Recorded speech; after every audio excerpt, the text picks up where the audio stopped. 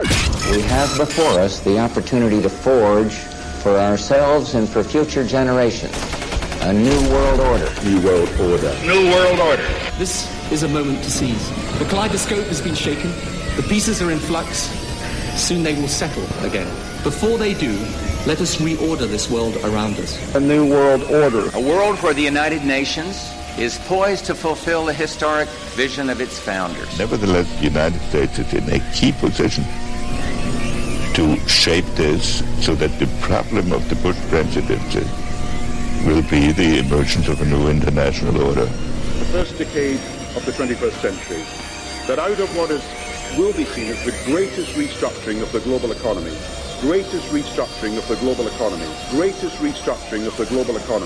a new world order was created. Documenting the crisis of our republic. The very word secrecy is repugnant in a free and open society. And we are, as a people, inherently and historically opposed to secret societies, to secret oaths, and to secret proceedings. Waging war on the New World Order. In the councils of government, we must guard against the acquisition of unwarranted influence, whether sought or unsought, by the military-industrial complex. This is Govern America with Darren Weeks and Vicky Davis.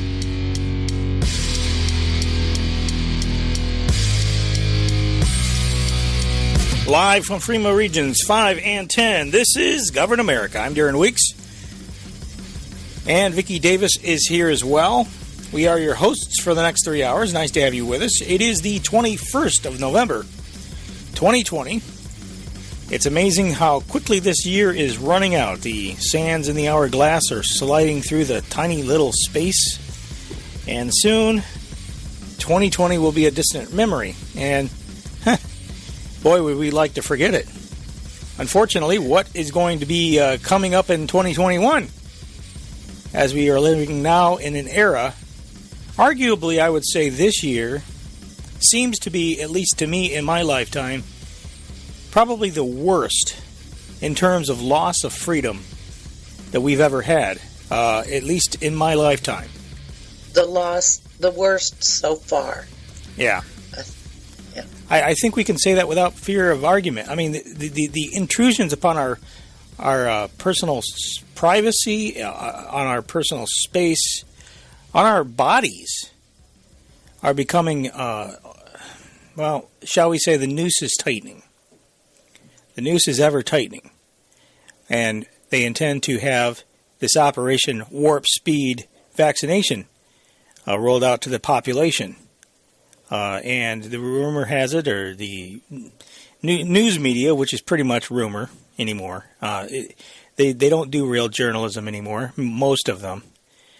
But they're saying that before December, they intend to have vaccines starting to roll out, and will it be mandatory? Well, they certainly intend to do everything they can to make you take it. And I think there's going to be enormous amount of pressure upon every single person. Because for some reason, Vicky, it seems very apparent to me that they are doing everything they can. They've been planning this for years. We've been talking about mandatory vaccines since at least 9/11. Right. Bingo. They've been talking about all of this stuff going all the way back then, and the possibility of a bio attack. And I've talked about repeatedly on the show how they've done these dangerous experiments in these labs, spending 9 years, for instance, recreating the 1918 Spanish flu virus, which is said to have wiped out so many people. And I say has said to have wiped out so many people because if you read some people who lived during that time, they say that, yeah, it sounds a lot like today, where a lot of people were affected by it and maybe infected by it, but it didn't have such a massive loss of life until the vaccine came out. And I'm wondering if we're seeing some kind of a repeat in history here, a little more than 100 years later. I don't know. Well, if you think about it, if you're going to do a genocide, what better of a way to do it? It's quick, it's clean, it's inexpensive. Yeah. You know? It's kind of a grim thought to start everybody's morning, but hey, that's what you tune in for. Right. I want, since we're on the subject, and I wanted to get into some of this today, Vicky, because I know there's still this looming election thing, and we've been talking about that a lot the last couple of weeks. And I really don't think Trump's going to prevail on this thing. I think his legal team is playing games. His legal team seems to be more apt at starting a war with, I think it was Venezuela. They're now blaming the election systems on. They had a press conference on, I think it was Thursday. And I was going to clip some stuff from the press conference. It was like a big, long press conference. Very uncharacteristically long. But they're connecting this software system, and it's like foreign election interference 2.0. So it makes me very concerned. That's the neocons working through Giuliani. Now, we understand, remember, we all have to remember, it's easy to forget where Giuliani seems to be well revered today by patriots. We have to remember his role in 9/11. I don't think that they would have been able to pull off a lot of what they pulled off during 9/11 had it not been for Rudy Giuliani. I mean, the evidence of the tower destruction was whisked away. I think in defense of Giuliani, though, I think 9/11 was planned during the Clinton administration. Maybe so, but it still was executed during the Giuliani administration when he was mayor of New York. And he was being steered. Well, regardless of what they did to get him to go along, and maybe they offered him something, who knows? But the point is that I think that there could have been something done. I'll never forget how they whisked away all of the evidence right away. So nobody could ever sift through anything. There could never be any investigation. Now, of course, with the FBI that we have, who would be investigating anyway? I guess you could start there. But the point is that nobody, there'd be a lot of... Leon Panetta had called a meeting, as I understand this, Leon Panetta had called a meeting and had a huge conference of FBI agents out in Monterey, at the Monterey Institute. And all of the FBI agents that normally were in the New York area were not there. And all of the FBI agents that investigated it were, quote, new. Well, isn't that interesting? Yeah. Well, yeah, there's a whole lot to 9/11. Oh, you better believe there is. the newspapers didn't cover. Yeah, well, there's a lot of things. I mean, even leading up to 9/11. I mean, if we want to go down that rabbit hole, which we probably won't today, but maybe we should again in the future, because there were so many things about 9/11. It's anybody having any doubts that was the Bush administration was at least in on it if they didn't plan it. There's no question about it. John Maresca testifying before Congress from Unocal, saying that he needed to have a pipeline built through Afghanistan because none of the banks in the surrounding countries would finance the project, so the Taliban had to go. I mean, he explored all the different mountainous terrains and different places in other countries around there. And he's like, the only way to go is through Afghanistan, but we can't do that with the Taliban, or not Taliban. Yeah, the Taliban in power. Oh, I'd like to hear that hearing. Well, I don't have the audio, but I do have the transcript. I can tell you, I can call up the transcript. Yeah, no, all I need is the date. I can go find it. I'll tell you what. Let's do this after the show. We'll do it. We'll do it during a break or something.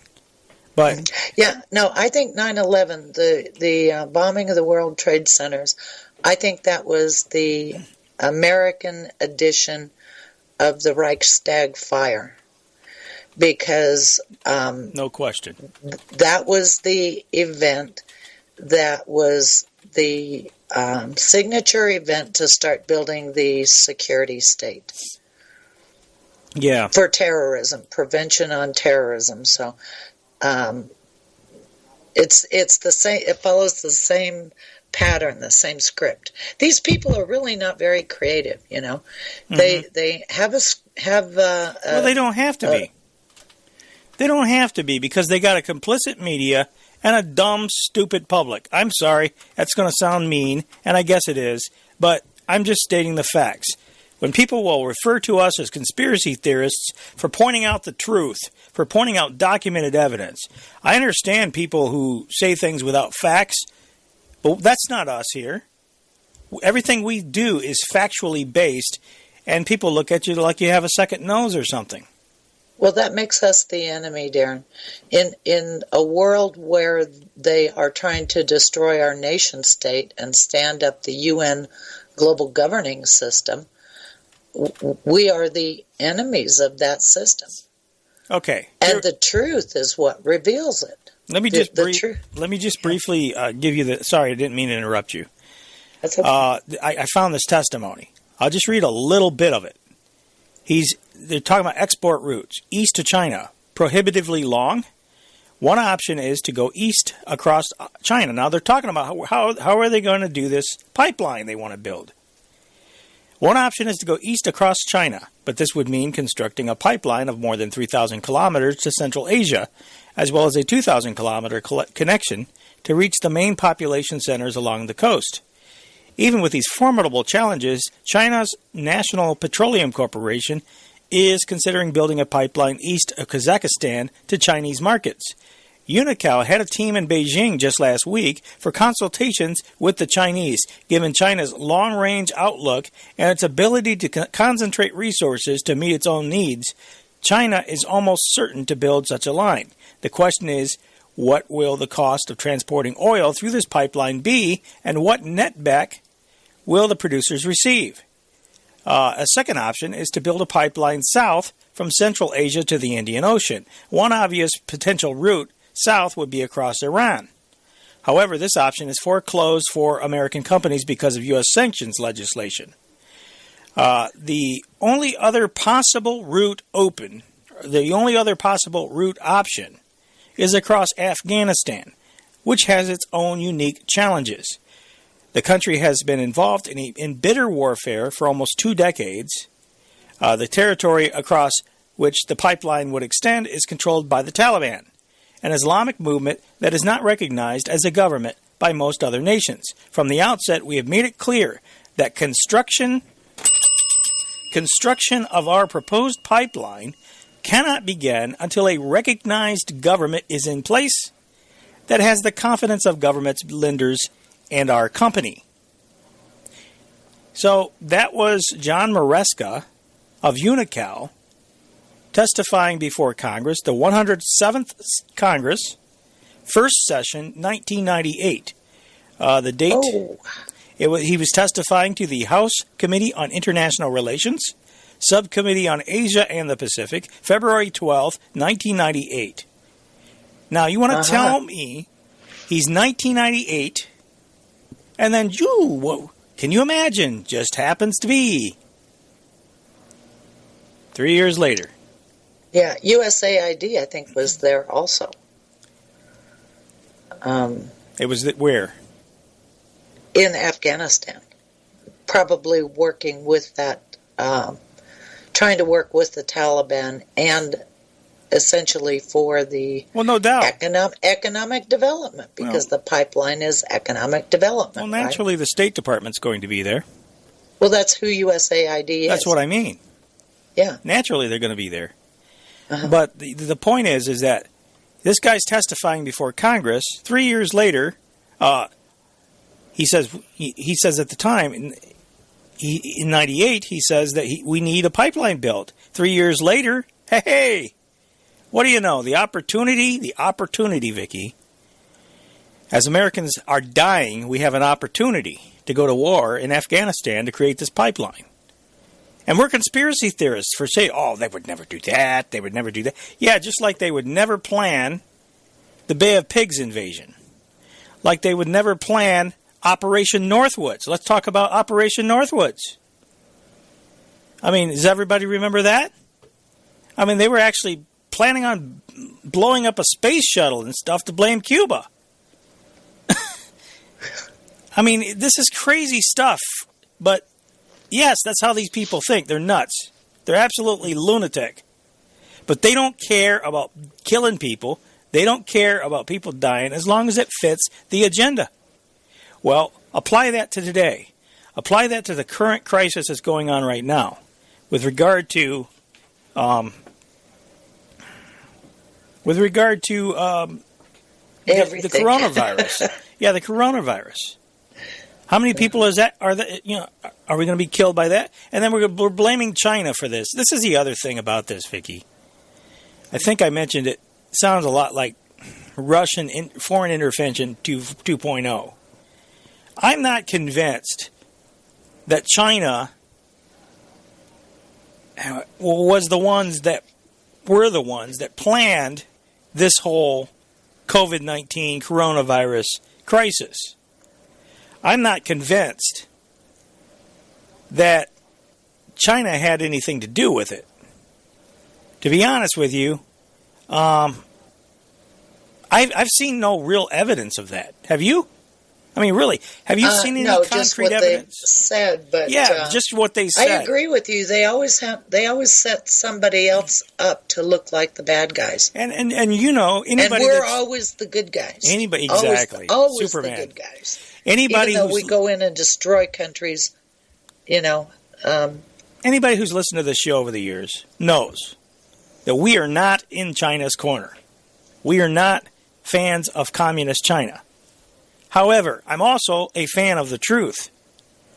And the truth dictates that we examine things objectively. And this business of blaming China for this virus without any evidence is problematic to me. It's a real problem. I don't like making assumptions based upon what people who are known liars have to say about it. And that includes Donald Trump. I put him right in the same category. Because if it suits his purpose, he's going to lie about it. Like he did about not signing NAFTA, and then he signed it. Right. Right. And they just put a nice little new label on it. And if anybody doubts that, just go dig up the Council on Foreign Relations hearing that we had in our archives, where we played the audio where they were talking about, it's just a new modernized NAFTA. I'm paraphrasing. That's not an exact quote. Mm-hmm. So this is how these are the games that they play. And with regard to the COVID-19 stuff, Vicky, this is really, it's not about. I mean, it's about health. They use these crises that they create as a tool to engineer everything else that they want to do. And I know you know that. But this is Klaus Schwab at the Chicago Council on Global Affairs. Listen to what he had to say, because all of this is coming together. We know the World Economic Forum has been out there pushing the Build Back Better and the Great Reset. In fact, Biden's campaign, his campaign slogan was Build Back Better. That is exactly what the World Economic Forum says. It's just a coincidence, Darren. So is it any surprise that this guy is being pushed to head the United States?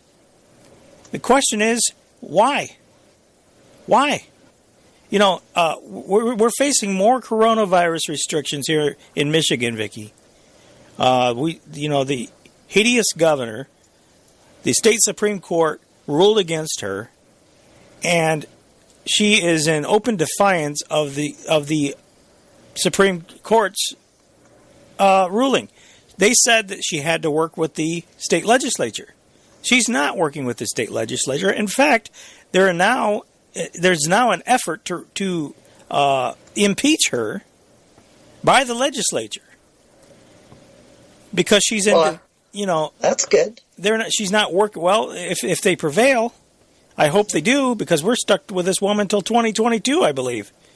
Yeah, they're doing that all over the country. Governor Inslee in Washington State just added new clampdowns because of COVID. In my area and up in northern Idaho, the public health boards tried to, they met to consider voting on a mask mandate for this area. Fortunately, in my area, they voted no, but I think it was because there was a pretty big citizen turnout on these mask mandates. So, yeah. Anyway, as I was going to share with you a moment ago, Klaus Schwab, and this isn't a this week clip, but it's something from earlier this year. Actually, I'm wrong. No.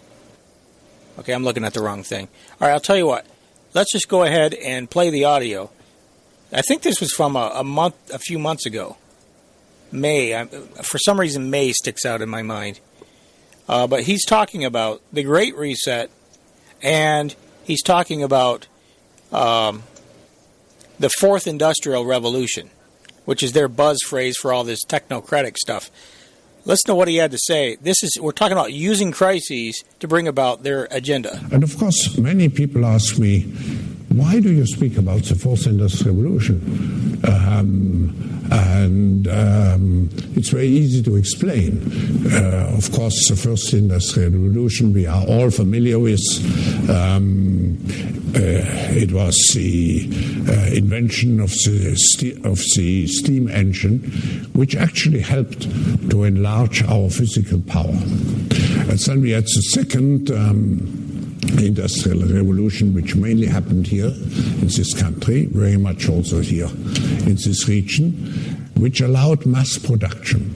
And then we had the Third Industrial Revolution with the starting of the computer age and the digital era. And now the Fourth Industrial Revolution is not just a prolongation of this digitalization, it's much more. It's a combination of technologies. It's not just the digital technology. Just think of genetics, think of brain research, and so on. And the power of the Fourth Industrial Revolution comes from the combination of all those technologies. Actually, I was saying it's at the end what the Fourth Industrial Revolution will lead to is a fusion of our physical, our digital, and our biological identities. I don't think I want my physical, biological identities merged with technology. Yeah, I definitely do not. This guy is a lunatic. He creeps me out.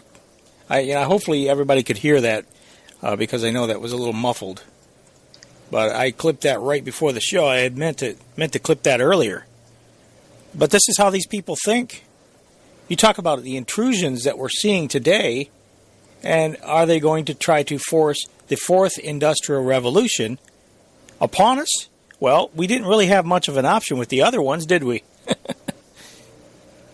Well, the other ones didn't involve our physical bodies. Well, the other ones arguably were beneficial in many ways. Yeah. With the chips and the genetic engineering, they are trying to incorporate us into their management system, their technological management system. And so, they will be able to track and trace and control our lives and our physical persons through the chips. Yeah, somebody dropped an article in the chat room. This was from New York Post just yesterday. Makers of Grow Your Own Human Steaks say meal kit is not technically cannibalism.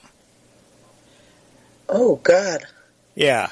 This is just came out yesterday, I guess. The saying, you are what you eat, may soon become a lot more literal. A do-it-yourself meal kit, quote-unquote, for growing steaks. Oh, we've talked a lot about how they're trying to push bugs, eating bugs, as a replacement for meat. Well, here's another option. They say that you do-it-yourself meal kit for growing steaks made from human cells, Vicky, was recently nominated for Design of the Year by the London-based Design Museum. Named for Ouroboros steak, after the circular symbol of a snake eating its tail first, the hypothetical kit would come with everything one needs to use their own cells to grow miniature human meat steaks. People think that eating one's self is cannibalism. This is a quote, which technically it is not. That's from Grace Knight, one of the designers, and Grace told that to D-Zine magazine. Before you go running for your wallet, know that this isn't a product that's available to buy, thank God. It is created by scientist Andrew Pelling, artist Orkan Telhan, and Knight, an industrial engineer on commission of the Philadelphia Museum of Art, for an exhibit last year. Growing yourself... Yeah, this communist art. Yeah. Sick art. Well, here's the thing. It's art today. Now, if people... This is all a conditioning process, I believe. People get used to the idea of eating yourself. Soon some scientist is going to come up with it. Some engineer in a lab. They're already growing lab-grown meat. It'll be you'll be eating other people without even knowing it. And they'll call it something like Soylent Green. Yeah, they'll call it Happy Whopper. I mean, it'll be a real Happy Meal. Okay, I don't want to get sued by McDonald's. We know McDonald's isn't doing that yet. We don't think. We'll be back. Where the spooks go to find out what's really going on. This is Govern America.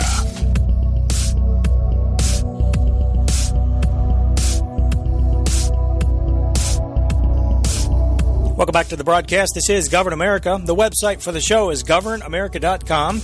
That's governamerica.com. My email address is radio@governamerica.com. Once again, radio@governamerica.com. Vicky, go ahead and give your information out, please. Okay, my main website is The Technocratic Tyranny .com. The Technocratic Tyranny. Man, my mind just went blank. Okay. Just totally lost it. Okay, you had a Biden moment. technocratictyranny.com. And my email address is eyeswideoopen @channelingreality.com, which is the name of my older website, channelingreality.com. That's okay. Well, you know what the thing is, we all have those times. It's well, we could call it a senior moment, except that when things are always going through my mind, and I just happen to go off into the ozone right there. That's okay. Thinking about yes. You should have put your tinfoil hat on, and that way the signals from space couldn't have got you. Anyway. Oh, is that it? Yeah, maybe. I don't know. Anyway, we were talking before the break about this insane article that the New York Post just came out with, talking about how this exhibit, they call it art. It's supposed to be art, which reminds me of Andres Serrano's, I don't even want to say it, but it was called Piss Christ, where he put a crucifix in the vat of urine, and then they called that art. And there were other things, where they had, they were so disgusting I don't even want to talk about because people might be eating. But I mean, this is how disgusting the world of so-called art has become. Yeah, we talked about before, Vicky, recently that, and numerous times over the years, how one of the current communist goals, read into the congressional record from the book The Naked Communist by Cleon Skousen, I think it was 1963, that was read into the congressional record, where they talked about promoting ugly art. And yeah, it's art in the service of revolution. It's well known that it's a communist tactic, communist strategy.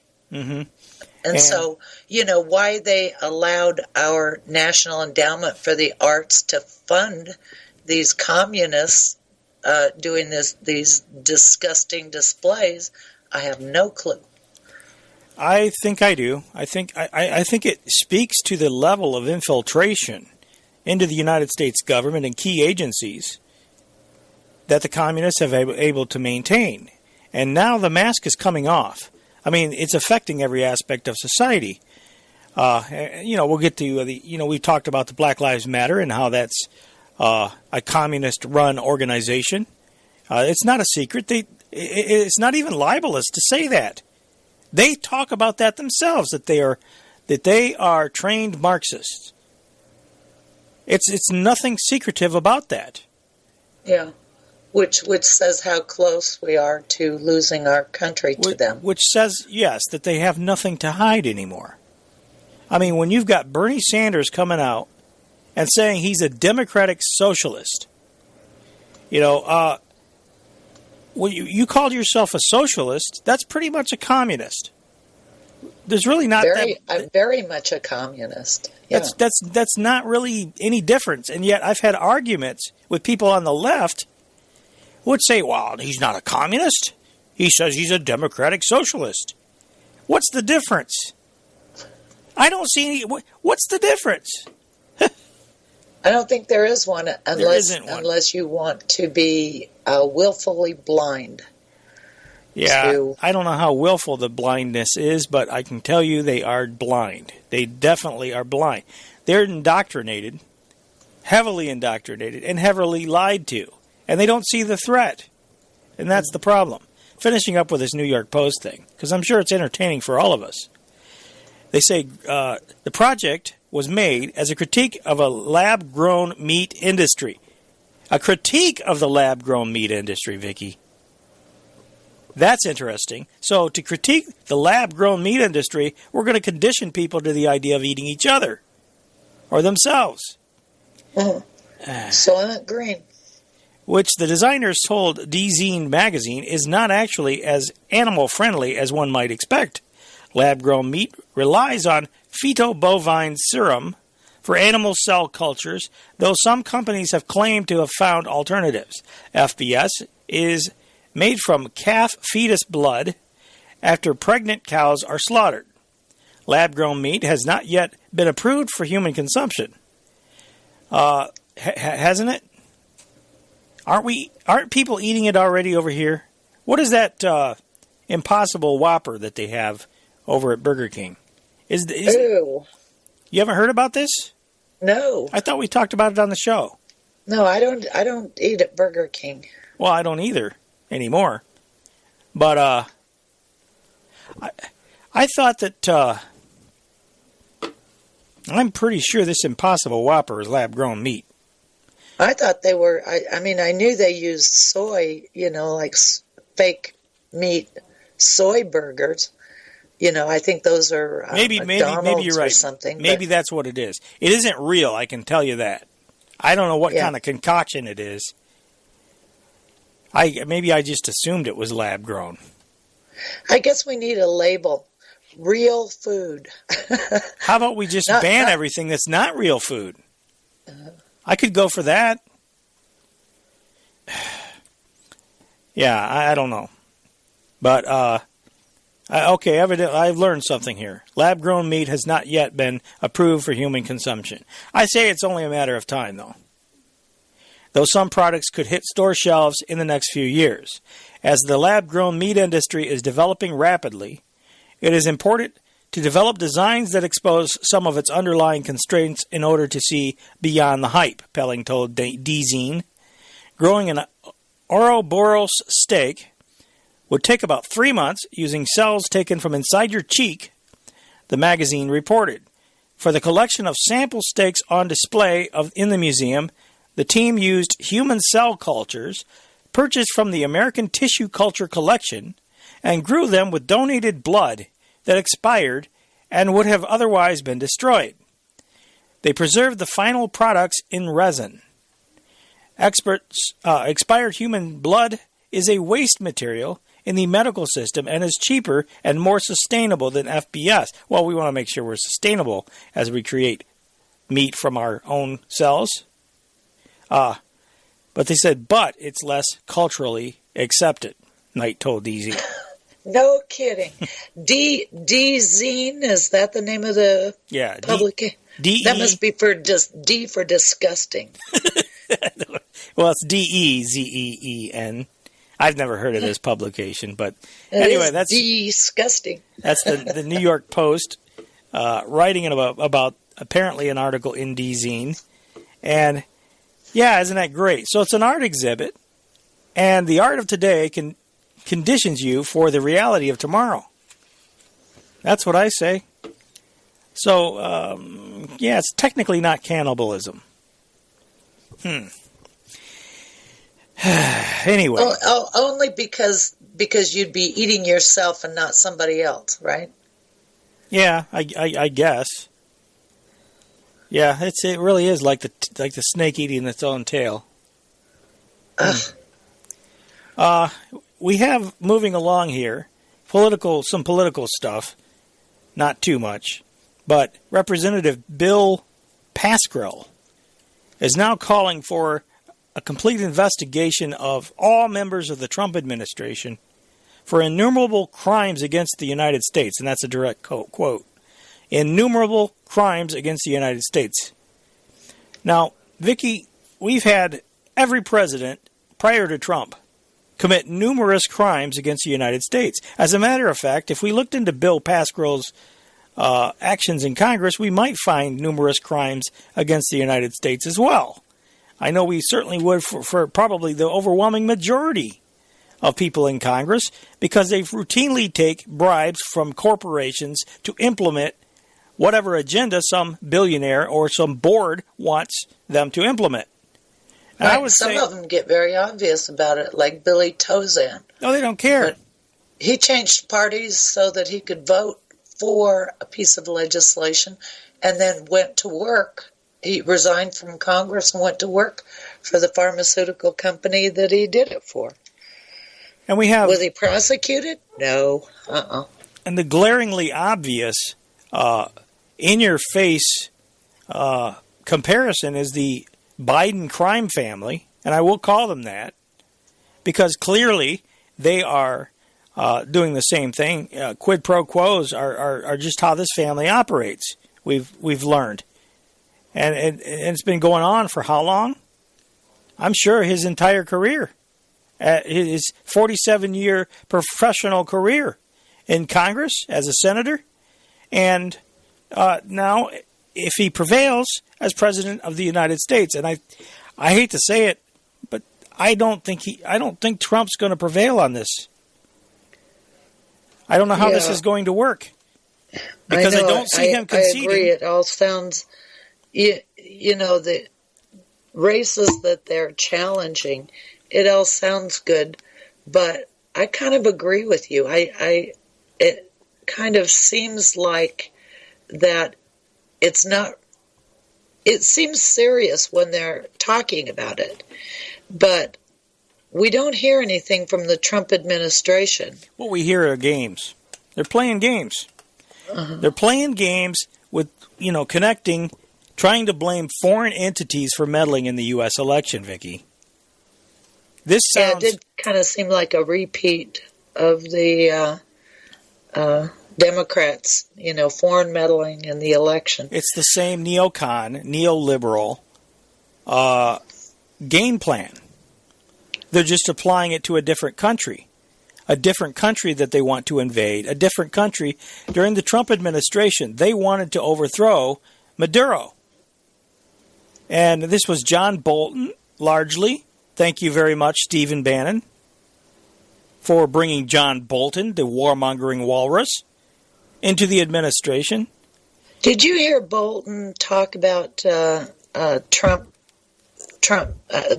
campaign's efforts? He said if they were serious about these machines, why didn't they start, about 2 months ahead of time, in trying to bust the machines, the issue of the machines?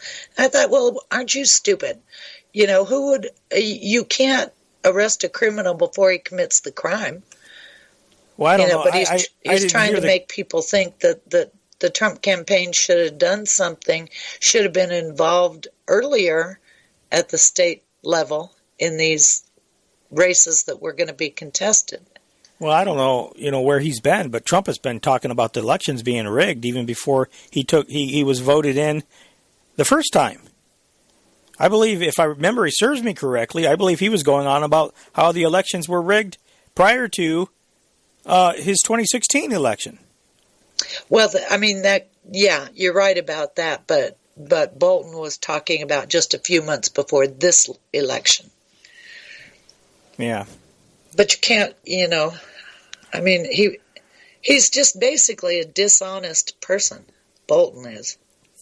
Yeah, well, anyway, I think election system, the problem is, this is largely with these companies, this is slowly becoming an industry in and of itself.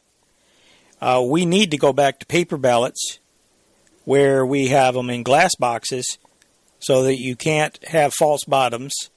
And we need to just go back to the old-fashioned way of doing things.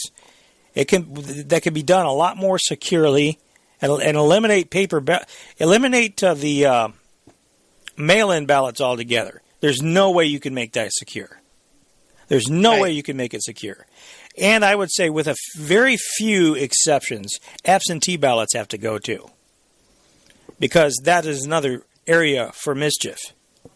I agree. I would rather be totally on that. The only people that should get absentee ballots are military when they're deployed out of the country. Yeah, well, you don't need absentee ballots. You could have a place for them to vote on the military base.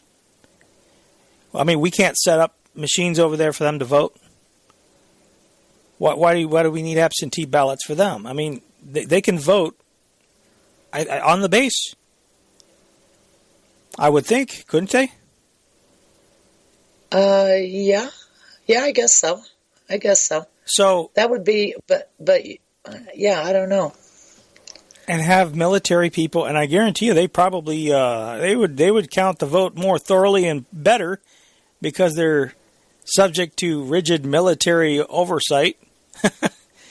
I'll bet the military would be better to count the vote there. I don't know. Yeah, no, I'd have to think about it, but I don't think that's workable, because there are other people on the ballot for a state, and so you have to have the state ballots, but then you would be sending out blank state ballots to the military, just blank. I see. And how many do you need? I mean, it would be an administrative kind of nightmare. I see what you're saying. Yeah. Yeah, that's true. I hadn't thought of the individual states. Of course, it's glaringly obvious. It should have been, but anyway. But that's a small, minute exception, and it's a worthy exception. I know for myself, I would rather be deprived of the option to vote in favor of having more secure election systems. I mean, if it meant that I couldn't vote, then I would give up my vote so that we knew it was more secure. That's the way I feel about it. Because you can't, with everything, and this is going to sound terrible, there's always winners and losers and everything. There's people that will scream, well, what about this and what about that? But what about the security of the system? And all of these things that they are doing to try to accommodate, to make sure everybody has a vote, it's opening the door wide for fraud. That's just a tactic, because if you try to accommodate 100% of everybody, you'll have a system that's totally unworkable. Mm-hmm. It's like a law of nature.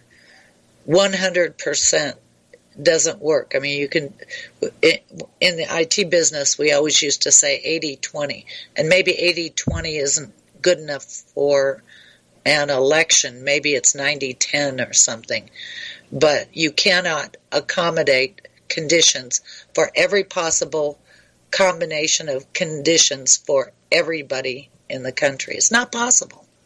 Yeah. I started to talk about this a moment ago, and I got lost down the rabbit hole of the elections. But Bill Pascrell now is calling for the investigation of all the Trump administration.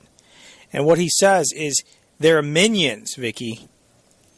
So the question is, does that extend to all of us?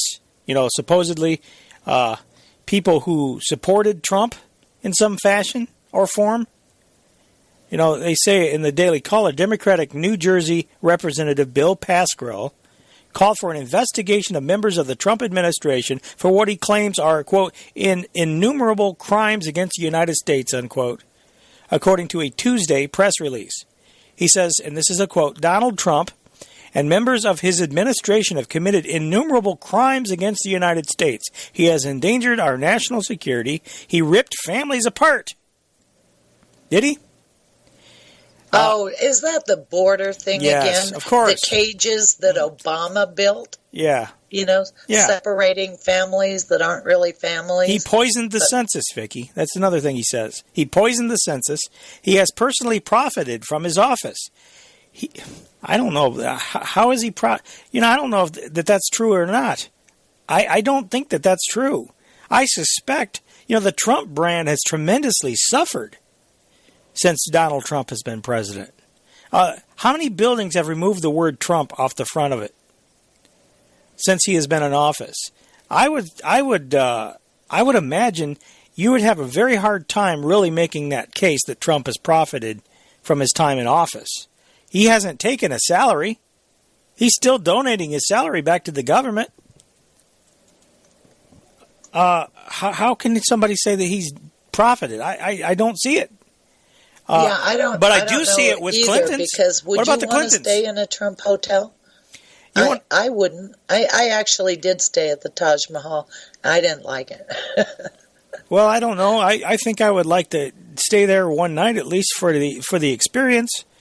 But it's not even about that. The point is that where's the evidence of any of this stuff? I'm willing to entertain the evidence.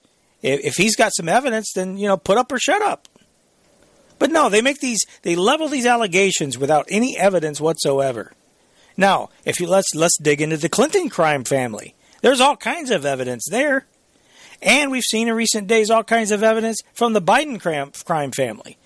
But he's not going to talk about that. If we're going to go down this rabbit hole where we investigate former presidents, then let's do it. I'm all for it. Let's do it. Doesn't it seem like the Republicans and Democrats just changed scripts?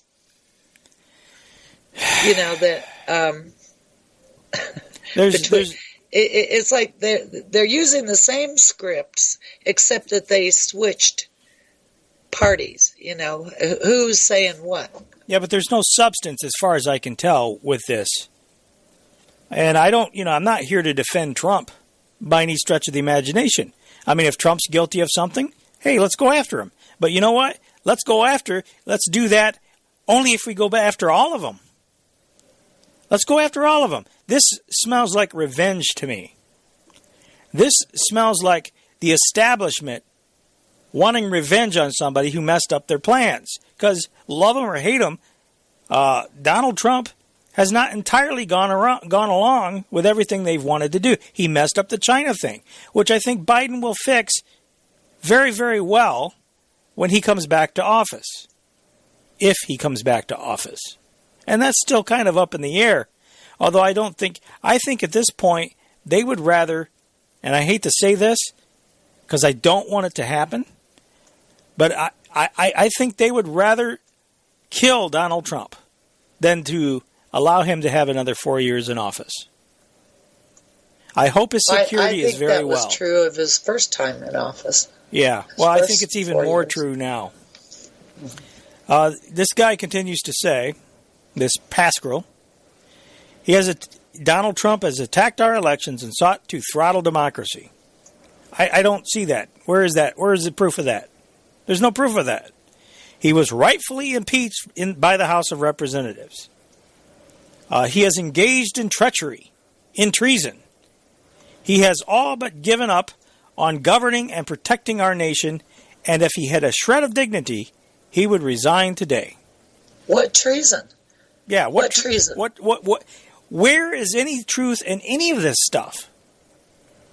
See, but this is a case where the accusation becomes the evidence.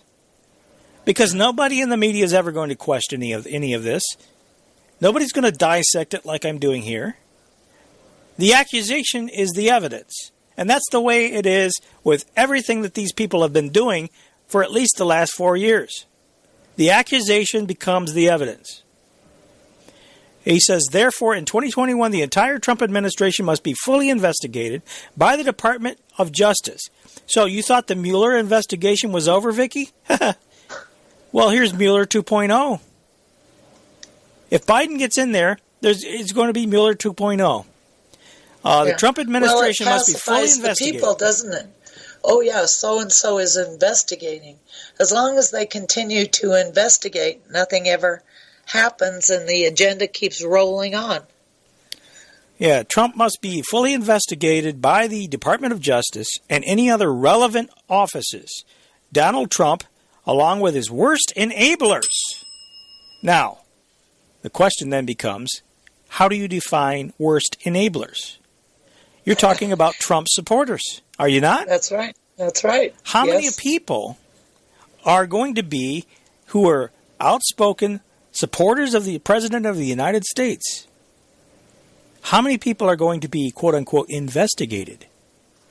This is the left going after the right in the most vicious terms, using lawfare and the courts and the criminal justice system, which is such an oxymoron, if I've ever heard one, to try to persecute people who are their political opponents. This is a dangerous precedent. This is a dangerous road that these people are going down. He says Donald Trump must, along with his worst enablers, must be tried for their crimes against our nation and Constitution. Oh, he managed to throw the Constitution in there? Importantly, any further abuse of the sacred pardon power to shield criminals would itself be obstruction of justice, and any self-pardons would be illegal. Unbelievable. I'll tell you what, we're at the top of the hour already. Let's go ahead and take the break.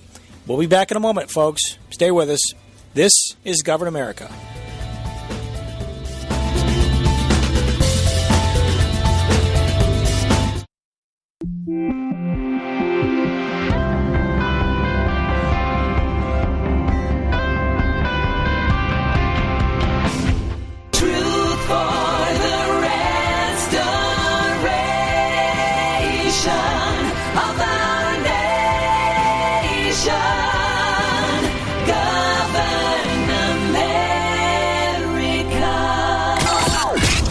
Before us the opportunity to forge for ourselves and for future generations a new world order. New world order. New world order. This is a moment to seize. The kaleidoscope has been shaken. The pieces are in flux. Soon they will settle again. Before they do, let us reorder this world around us. A new world order. A world where the United Nations is poised to fulfill the historic vision of its founders. Nevertheless, the United States is in a key position to shape this so that the problem of the Bush presidency will be the emergence of a new international order. The first decade of the 21st century, that out of what will be seen as the greatest restructuring of the global economy,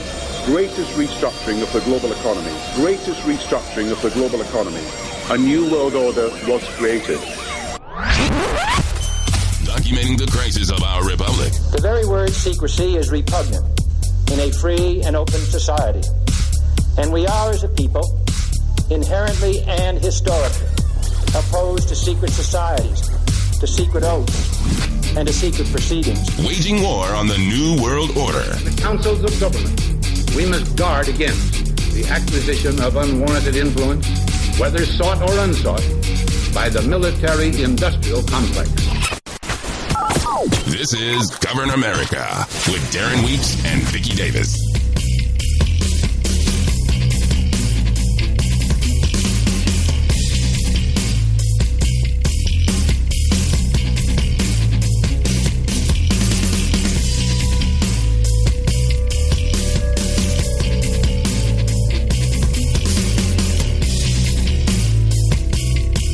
Live from FEMA Regions 5 and 10, this is the second hour of Govern America. I'm Darren Weeks. Vicky Davis is here as well. It continues to be the 21st of November, 2020, as we move rapidly along here. I didn't mean to get hung up on this, but I think it's kind of important, Vicky. I think we're headed toward, if what I'm seeing here is any indication, why would he be holding a press conference saying these things if he's not setting the stage? Why would they be doing this? I agree with you. Not just only based on that, but based on my observations of different things that are going on. It seems like that we are really heading to the do or die moment. Yeah, in case you're just joining us, what we're talking about is this article in the Daily Caller, but it's been in other publications as well, that Representative Bill Pascrell is calling for, after Trump leaves office, investigations into Trump's quote-unquote crimes against the United States and the Constitution, and for his worst enablers to be investigated by the Department of Justice and other relevant offices. This is a very dangerous precedent. He says, failure to hold financial and political wrongdoing accountable in the past has invited greater malfeasance by bad actors. Now, that I would agree with. But are they really bad actors? Who, the bad actors, as they describe, anyway, he says, a repeat of those failures in 2021 would further embolden criminality by our national leaders and continues America down the path of lawlessness and authoritarianism. There must be accountability. That's the end of that quote. The New Jersey representative has demanded probes into the Trump administration in the past. Earlier this month, Pascrell announced that the U.S. Office of the Special Counsel had opened an investigation after the New Jersey representative claimed that the Trump campaign violated the Hatch Act by using the White House as an election day command center. Were you going to say something? Yeah, it's just kind of interesting that Pascal is raising his ugly head again. I haven't seen him make public statements for years and years, but he's one of those really hardcore leftists that has been in Congress for just decades. And it's interesting that he's coming out big and bold now. I think that's just kind of, it's interesting to me. Reports suggest, he says, that Donald Trump is using space inside the Eisenhower Executive Office building as a campaign war room, Pascrell wrote in a November 5th letter. Additionally, Mr. Trump is expected to be briefed in the White House residence and the Oval Office throughout the day by campaign officials. These actions put executive branch officials at risk of blatant violations of the law, including the Hatch Act. Well, I want to know which incumbent president hasn't, to some degree, used space at the White House for campaign activity. Right. It's not like he can just jump in his car and drive across town and to an office, meet with campaign officials. So I'm sure you're right. Every president probably has done that. Maybe not that particular space, but they've got to meet somewhere. Yeah. The White House denied Pascrell's allegations and blah, blah, blah. And the spokesman said both the activity of administration officials as well as any political activity undertaken by members of the administration are conducted in compliance with the Hatch Act. That was Judd Deere, in response to that. This idea that the administration should be investigated and its supporters and its quote-unquote enablers. Anyway, moving along here. Speaking of, one thing I want to say, because I talked earlier, Vicky, about the election press conference. I want to come back to that for just a moment.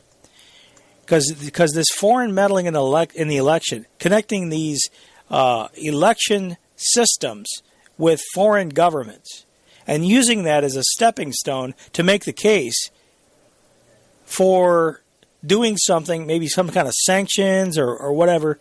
I'm not sure what the remedy would be, what they're going to promote, but we can see what they've done in the past with other things. You have certainly Russia has been on the receiving end of numerous U.S. sanctions and a lot of dissing by the neocons. They've really ratcheted up, and really they've created a whole new Cold War, I would say. We've essentially got a war by proxy in many respects with some of these areas like Ukraine, which has really been a hotbed of corruption. But who has been at the center of that corruption? It hasn't been the Trump administration. It's been the Clintons. It's been Victoria Nuland. It's been Joe Biden. I mean, we played audio on the show. He's bragging before the Council on Foreign Relations about you're not getting the $1 billion until I leave here in 6 hours. You're not getting the money that you desperately need unless you get rid of the prosecutor that's looking into Hunter Biden's activities. And son of a gun. Well, he said son of a bitch. They fired the prosecutor. Now, if that's not corruption, what is? But the double standard is outrageous. And what is the GOP doing? And that's the question. What is the GOP doing? Tucker Carlson was on fire Thursday. He was ripping the Republican Party for doing nothing to check the insane policies that the Democrat Party has been. Hey, Vicky. Hey, yeah. You're making a lot of noise with your mic. Oh, I'm sorry. Yeah. Okay, I'll stop it. That's okay. He was even worse than doing nothing. The GOP has actually been trying to emulate the Democrat Party by embracing identity politics, Vicky. They're actually trying to sound more and more like the Democrats. So if you watch that video, you might conclude the Democratic Party is inept. They don't understand their job is to keep citizens safe. But it's not just them. We hate to tell you this, but it's true. On Monday, the Republican House Minority Leader, Kevin McCarthy of California, admitted that his party, too, has no idea what's going on in this country. None. Here's what McCarthy wrote in a tweet, quote, 12 Democrat incumbents lost their re-election to the House. Every one of them lost to a Republican woman, minority, and or veteran. The Republican Party is stronger because of our diversity, end quote. Nothing against diversity, but we need to find the person who decided that tweet was a good idea and fire him immediately. If the Republican Party becomes the party of identity, any identity, that party will fail and it will deserve to fail. The Republican Party, at its core, exists to defend the founding promise, life, liberty, and the pursuit of happiness. And order is a prerequisite for all of those things. The Republicans that Kevin McCarthy was talking about, who won because of their diversity, their great strength, they understood that. If someone's not going to keep you safe, doesn't matter if it's your dad or your congressman, you're not for that person. It's super simple. This is human nature 101. And by the way, they're not keeping you safe. They're working against your safety. George Soros is funding district attorneys who refuse to enforce the law and punish people who try to protect themselves. What is the Republican Party doing about this? Not a lot. They're busy tweeting about the chromosomes of their newest members. 2 of Joe Biden's picks for senior White House roles are in favor of something called mandatory gun buybacks. What's that? What's gun confiscation? Gun confiscation at a time when people are buying guns in ever larger numbers, historic numbers. Why? Because they love guns? They're crazy? No, because they're afraid. And they're trying to take them away. They're letting gun criminals out of jail, but planning to disarm law-abiding Americans. Chew on that for an afternoon and see what you conclude. Jennifer O'Malley Dillon, for example, said last year that she wants to confiscate, quote, 15 or 16 million firearms. Another incoming White House advisor, Cedric Richmond, uttered one of the most chilling quotes you'll ever hear from a politician. And we're quoting, if it's a mandatory buyback, I think that you may run into some complications, but it sounds like something I could support. Gun confiscation? Okay. And by some complications, you mean, of course, that some law-abiding gun owners might get shot, but at the end of the day, Cedric Richmond can live with that. Who is allowing this to go unchecked? Gun criminals are getting out of jail. Democrats are letting them out. On the other side of their mouth, they're telling you they're worried about gun violence. And you, who have never committed a crime, must give your gun, which you use to defend yourself from the people they're letting out of jail for gun crimes, in order to reduce gun violence. This is insane. And almost no Republicans understand it. The governor of Florida, Ron DeSantis, understands it. One of the reasons people are moving to Florida. DeSantis is now pushing legislation that allows store owners to shoot looters. It would also make it a felony to block traffic during protests so that, say, ambulances could get by. Remember ambulances? Yeah. They were one of the many casualties of BLM this year. If the Republican Party wants to keep existing, it needs that kind of legislation. Tweets like the one we read, and we don't want to be mean, but that doesn't keep us safe. Our constitutional rights keep us safe. So one thing that I wanted to point out with regard to this press conference, because Tucker Carlson's now under attack. There's a lot of people that he's been under attack, but there's actually conservatives now that are attacking him for trying to get this Sidney Powell, this lawyer who is this powerhouse, you might say dream team type lawyer, who is supposedly filing elections, filing things with the courts to try to get the election relief that Trump deserves, I think. I mean, there's no question there are real problems with this past election. There's no question about that. But they're making allegations, Vicky, and they're not providing the evidence to back them up. And their claim is... I heard that, but you can't... If you're... It should be in her lawsuit or in her filings, unless she filed as a criminal case, unless she filed a complaint for a criminal case, in which case you wouldn't want to provide your evidence. I don't think you wouldn't want to provide your evidence before it's investigated, right? Or am I wrong on that? I mean, I'll take your... I guess my concern is that if you're... This looks a lot like QAnon. Trust the plan, trust the plan, trust the plan. And ultimately, where is this going to lead? We have the media going forward right now where they have declared Joe Biden the winner.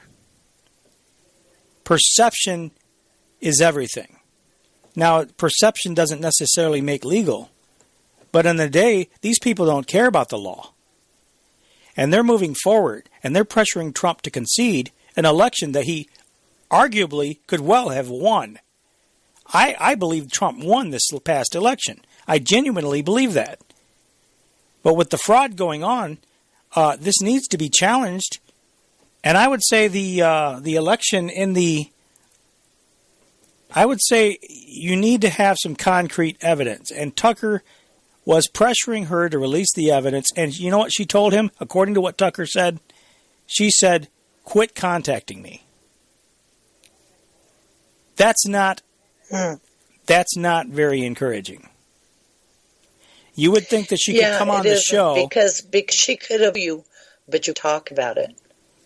Yeah, that's she could have asking the question, pressuring her to bring forth some evidence, give us something to give it to let us know that this all isn't just a bunch of smoke and mirrors. So I'm firmly on Team Tucker's side. I'm firmly on his side right now because I think that we need to know that this isn't some game they're playing. And when they come out and start trying to blame Venezuela for meddling in the 2020 election, that's very worrying to me. Well, I didn't take it like that, and maybe because I didn't listen as carefully as what I should have. But I don't think they were talking about Chavez, right? He's been dead for a number of years, so it may be that he did provide funding for the development of that. Why bring it up? Voting system. Why bring it up? How is it relevant? Well, I don't see how it's relevant.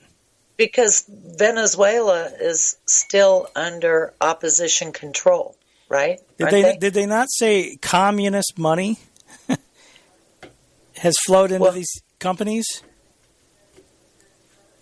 Yeah, they did, but I mean, there's a time difference there. They're implying that it's as of today Venezuela is interfering when Chavez was president a decade or so ago, right? Yeah, I think so. Yeah. But what nobody's mentioned is that with the, quote, free trade agreements that they signed and the memorandums of understanding for national treatment of foreign firms, and in terms of government procurement, there was nothing illegal about buying those machines. Mm-hmm. Now, whether it was under duress or not, that's something else again. But if they check with the U.S. Trade Representative's office, Robert Zoellick went around in about 2001, got all the governors to sign memorandums of understanding for national treatment of foreign firms for government procurement. Yeah, that doesn't sound very good. No, Robert Zoellick, he would be high on my traitor list for hanging. Yeah, yeah, you can't say that though. You got to be careful. Oh yeah, but it's my list doesn't mean a thing. We're not calling for that, at least not without a fair trial. Anyway, Tucker went on to talk about. He brought on Heather McDonald to talk about Biden's crime plan, and what subject came up? Well, consent decrees, of course. And this is something that we've been talking about here. Part of the reason why a lot of this stuff is going on in these major cities right now is to push for the community-oriented policing services, which you, as a part of implementing that, you suck in all of the elements of the population. So basically you're going to have the community, quote-unquote, policing themselves. Now, who's the community? Well, it's these noisy people. It's the noisy people. The people who make the most noise in a community. They're the ones that are going to gravitate to positions like this. It's not the average, ordinary Joe or Jill. It's Antifa. It's these types of people, the very communists that need policing. They need to be policed themselves, but yet you're putting the chicken hawk in guard of the chickens. That's what really is boiling down here. That's what it boils down to. So that's what Biden, and you recall, we played audio. We talked about Loretta Lynch on the show, where Loretta Lynch was doing the very thing.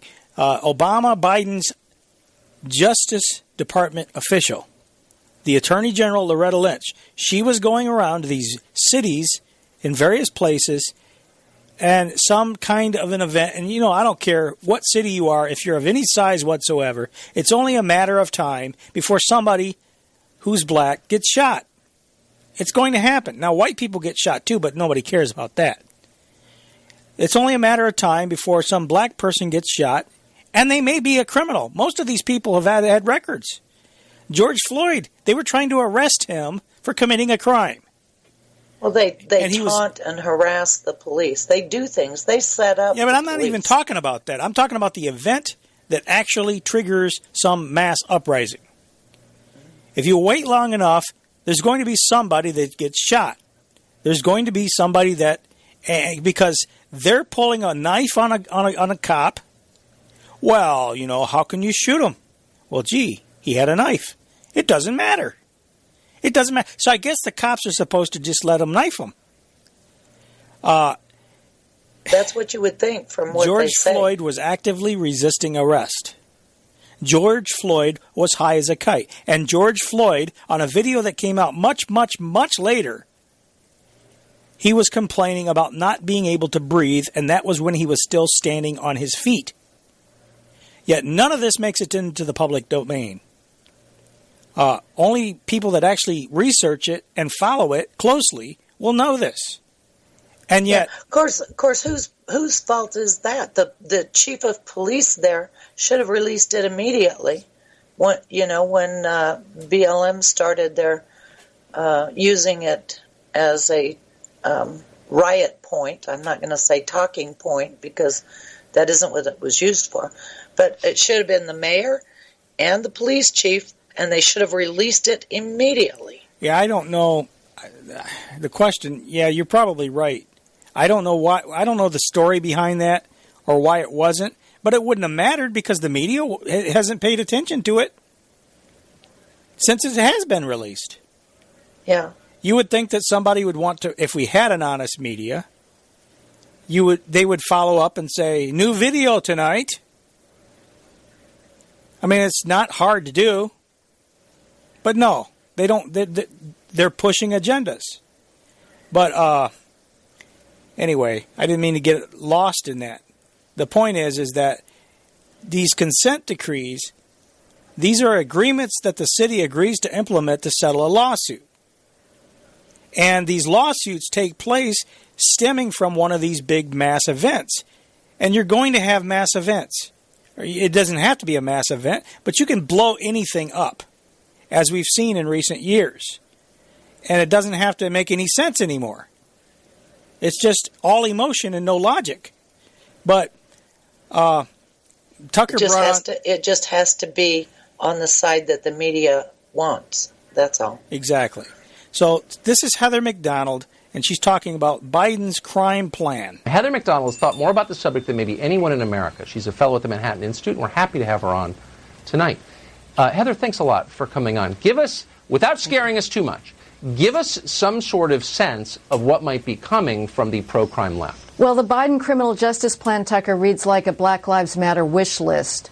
Among its most notable features, it's going to revive the Obama-era practice of slapping crippling, costly consent decrees on police departments without any credible evidence that they're engaged in civil rights violations. It's going to expand the Obama-era practice of consent decrees by going after prosecutorial offices if they actually prosecute crime. What's the agenda here in Biden's own words? It's to eliminate so-called racial disparities in the law enforcement system. Well, sadly, the only way you can eliminate racial disparities in law enforcement is to eliminate law enforcement itself.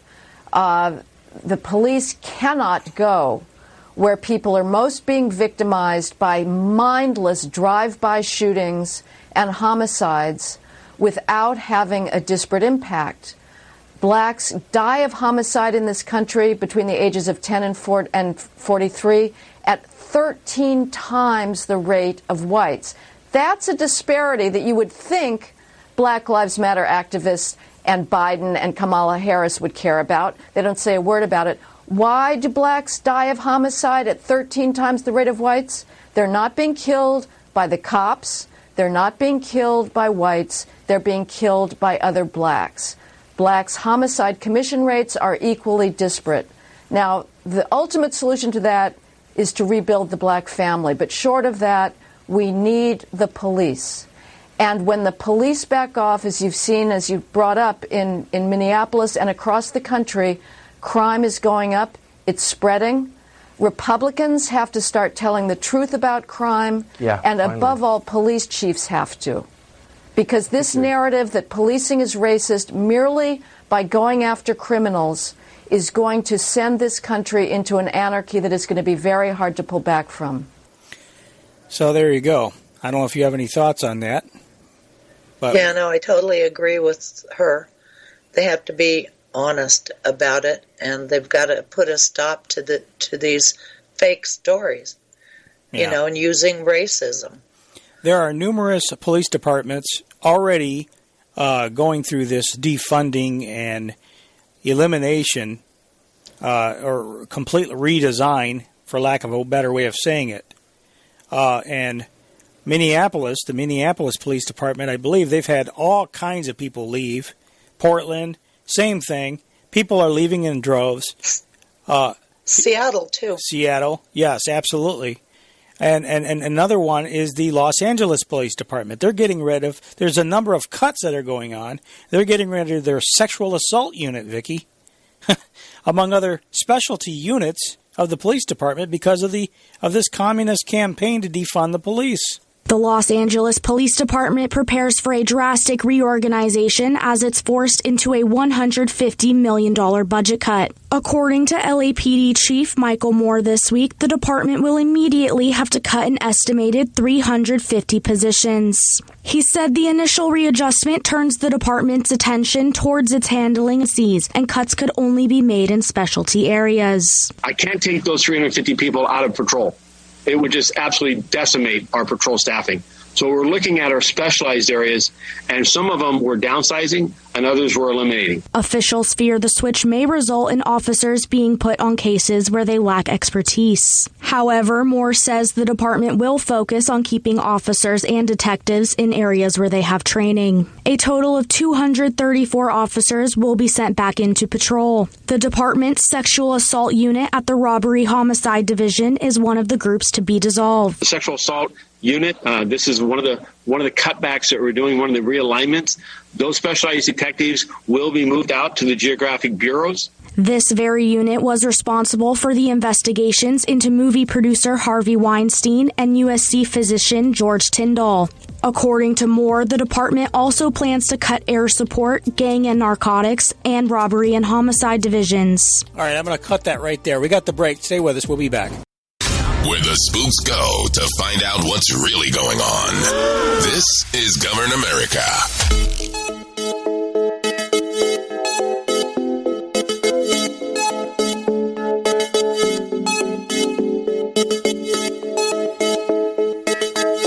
All right, we're back. This is Govern America. Hour number 2 continues as we move along here. GovernAmerica.com is the website for the show. That's governamerica.com, and my email address, radio@governamerica.com. And check out Vicky's information at thetechnocratictyranny.com, thetechnocratictyranny.com, and channelingreality.com as she does her research and work. And we're going to be talking about some of that as she's got an excellent article, brought some very good things, important things to light. With her article, Joining Agendas, Environment and Public Health. I want to get into some of that today because that's really, because we're talking about crises that are manipulated and engineered, things that the establishment does to bring people to a point where they're willing to accept so-called solutions that they otherwise would reject. It's the Hegelian dialectic. Thesis, antithesis, create the opposition to your thesis, your problem, and then use the process to bring about the synthesis, which serves as the new thesis, thereby moving society in the direction you want to take them. And that's the conflict and the resolutions of the conflict, and this process repeats over and over and over again until you don't recognize your country, until you don't have a country. And nationhood is under attack in a major way. Before the break, we were playing this audio regarding the Los Angeles Police Department and how these communists are moving forward to infiltrate the police departments. What's going to happen when that? I mean, I think we could brainstorm a little bit, Vicky, and find out what would a communist infiltrated police department look like?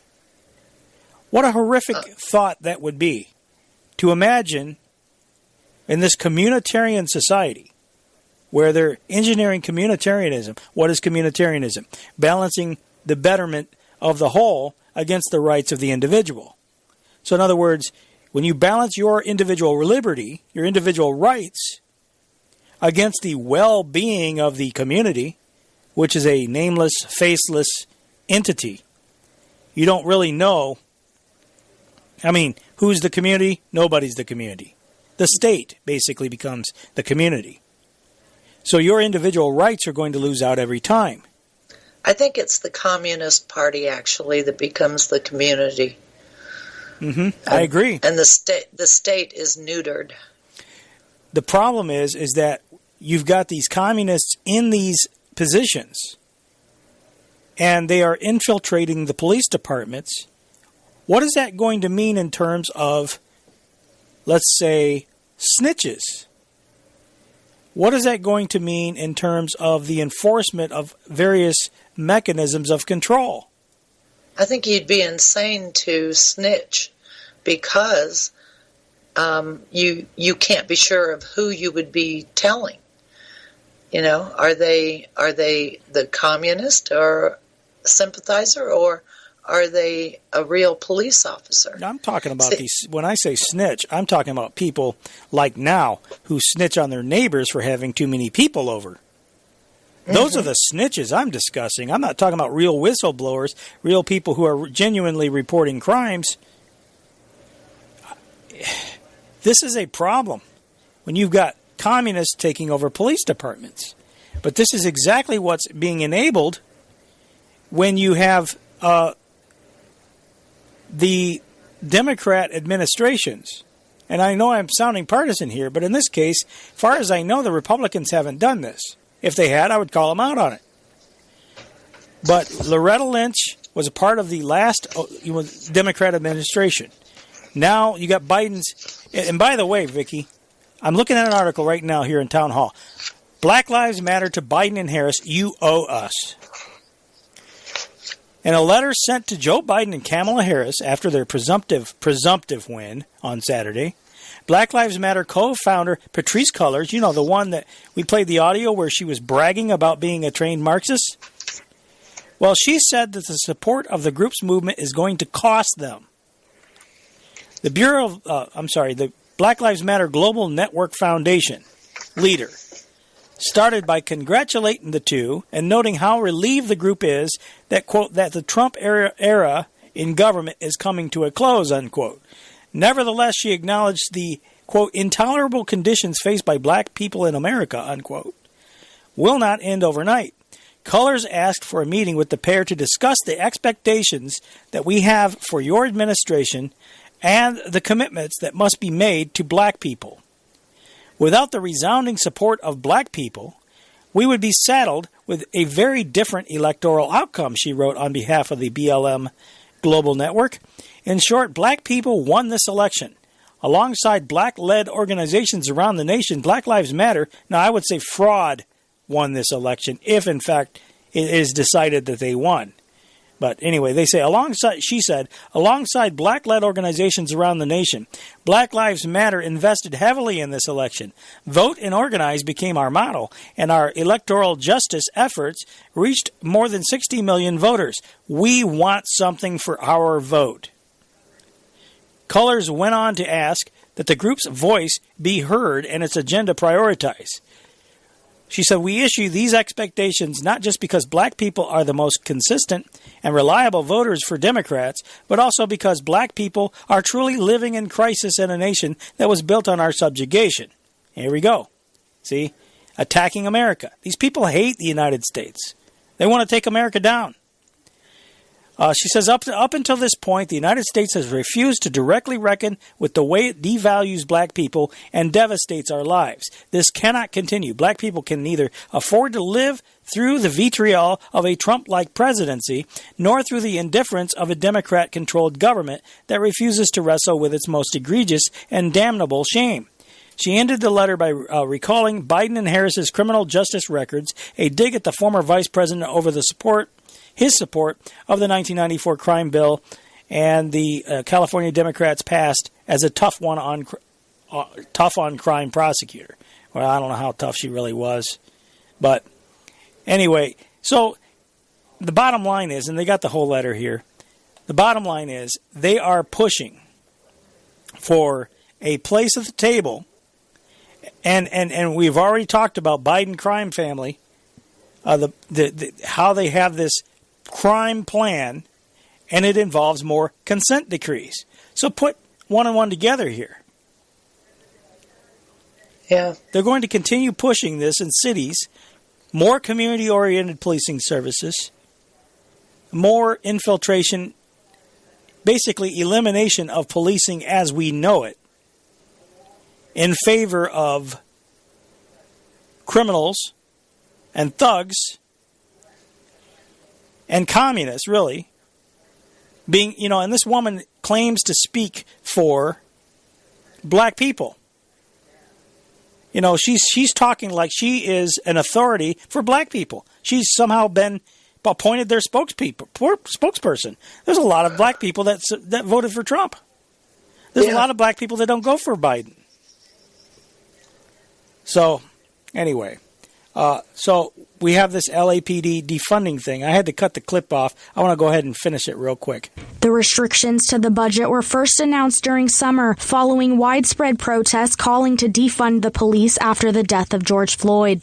The budget also anticipates future cuts to all city agencies due to the coronavirus pandemic. This comes as the city's homicides this year have increased by 25%. As the department continues to work through this drastic change in the coming months, Moore says potential budget cuts may force the department to eliminate hundreds of more positions. Taylor Tinsley, One America News. So that doesn't sound very good, does it? That sounds horrifying. They'll just have an exodus of their working class, the people that have middle class values. Maybe not a middle class income, but middle class values. And so, and then the criminals really will take over. Yeah. Now is a good time to remind people, if you don't want to defund the police, that just means you're a racist, Vicky. Well, so be it. I guess I am then, because I'll never be for defunding the police. Never. You're a racist who's exercising your privilege. This is Lisa Bender, who is on the Minneapolis City Council. Do you understand that the word dismantle or police free also makes some people nervous? For instance, what if in the middle of the night my home is broken into? Who do I call? Yes. Now, this was an interview. I should have said this. This is an interview on CNN. Listen to what this Lisa Bender says in response to the question.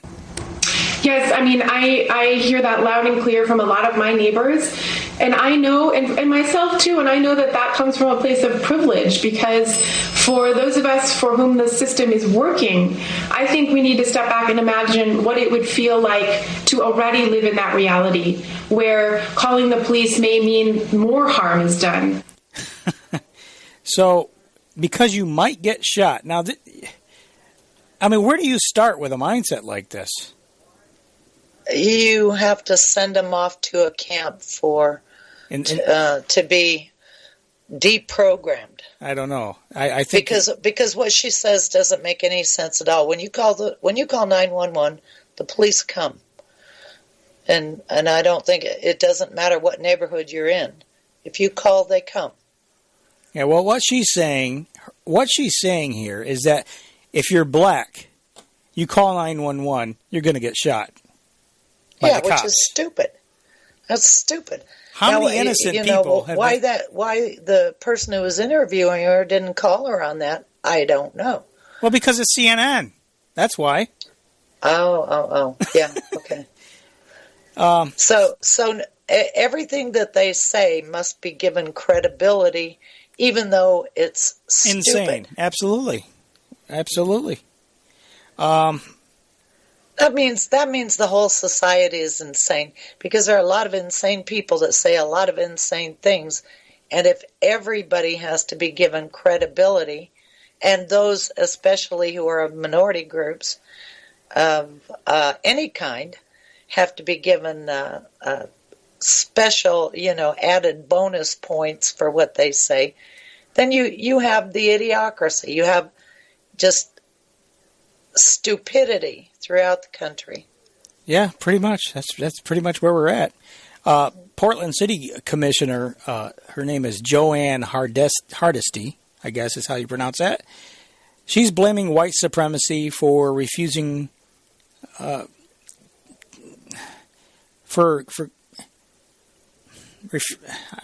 trying to decipher my notes. It's terrible. Refusing for calling 911 and refusing to get out of a lift. Oh yeah, this is that stupid lift story. I don't even know if this idiot Joanne Hardesty got into a fight with a Lyft driver. Did you hear about this story? No, I didn't. Huh. She got into an argument. Now, this woman, bear in mind, she's one of the big time people that are pushing for defunding the police. So she refuses to get out of a Lyft car after she starts an argument with the driver. She gets into an argument with the driver. He says, "Get out of my car. Just get out of my car." She refuses to get out of the car and calls 911 on him. And so, seems a little hypocritical, don't you think? She wants to defund the police.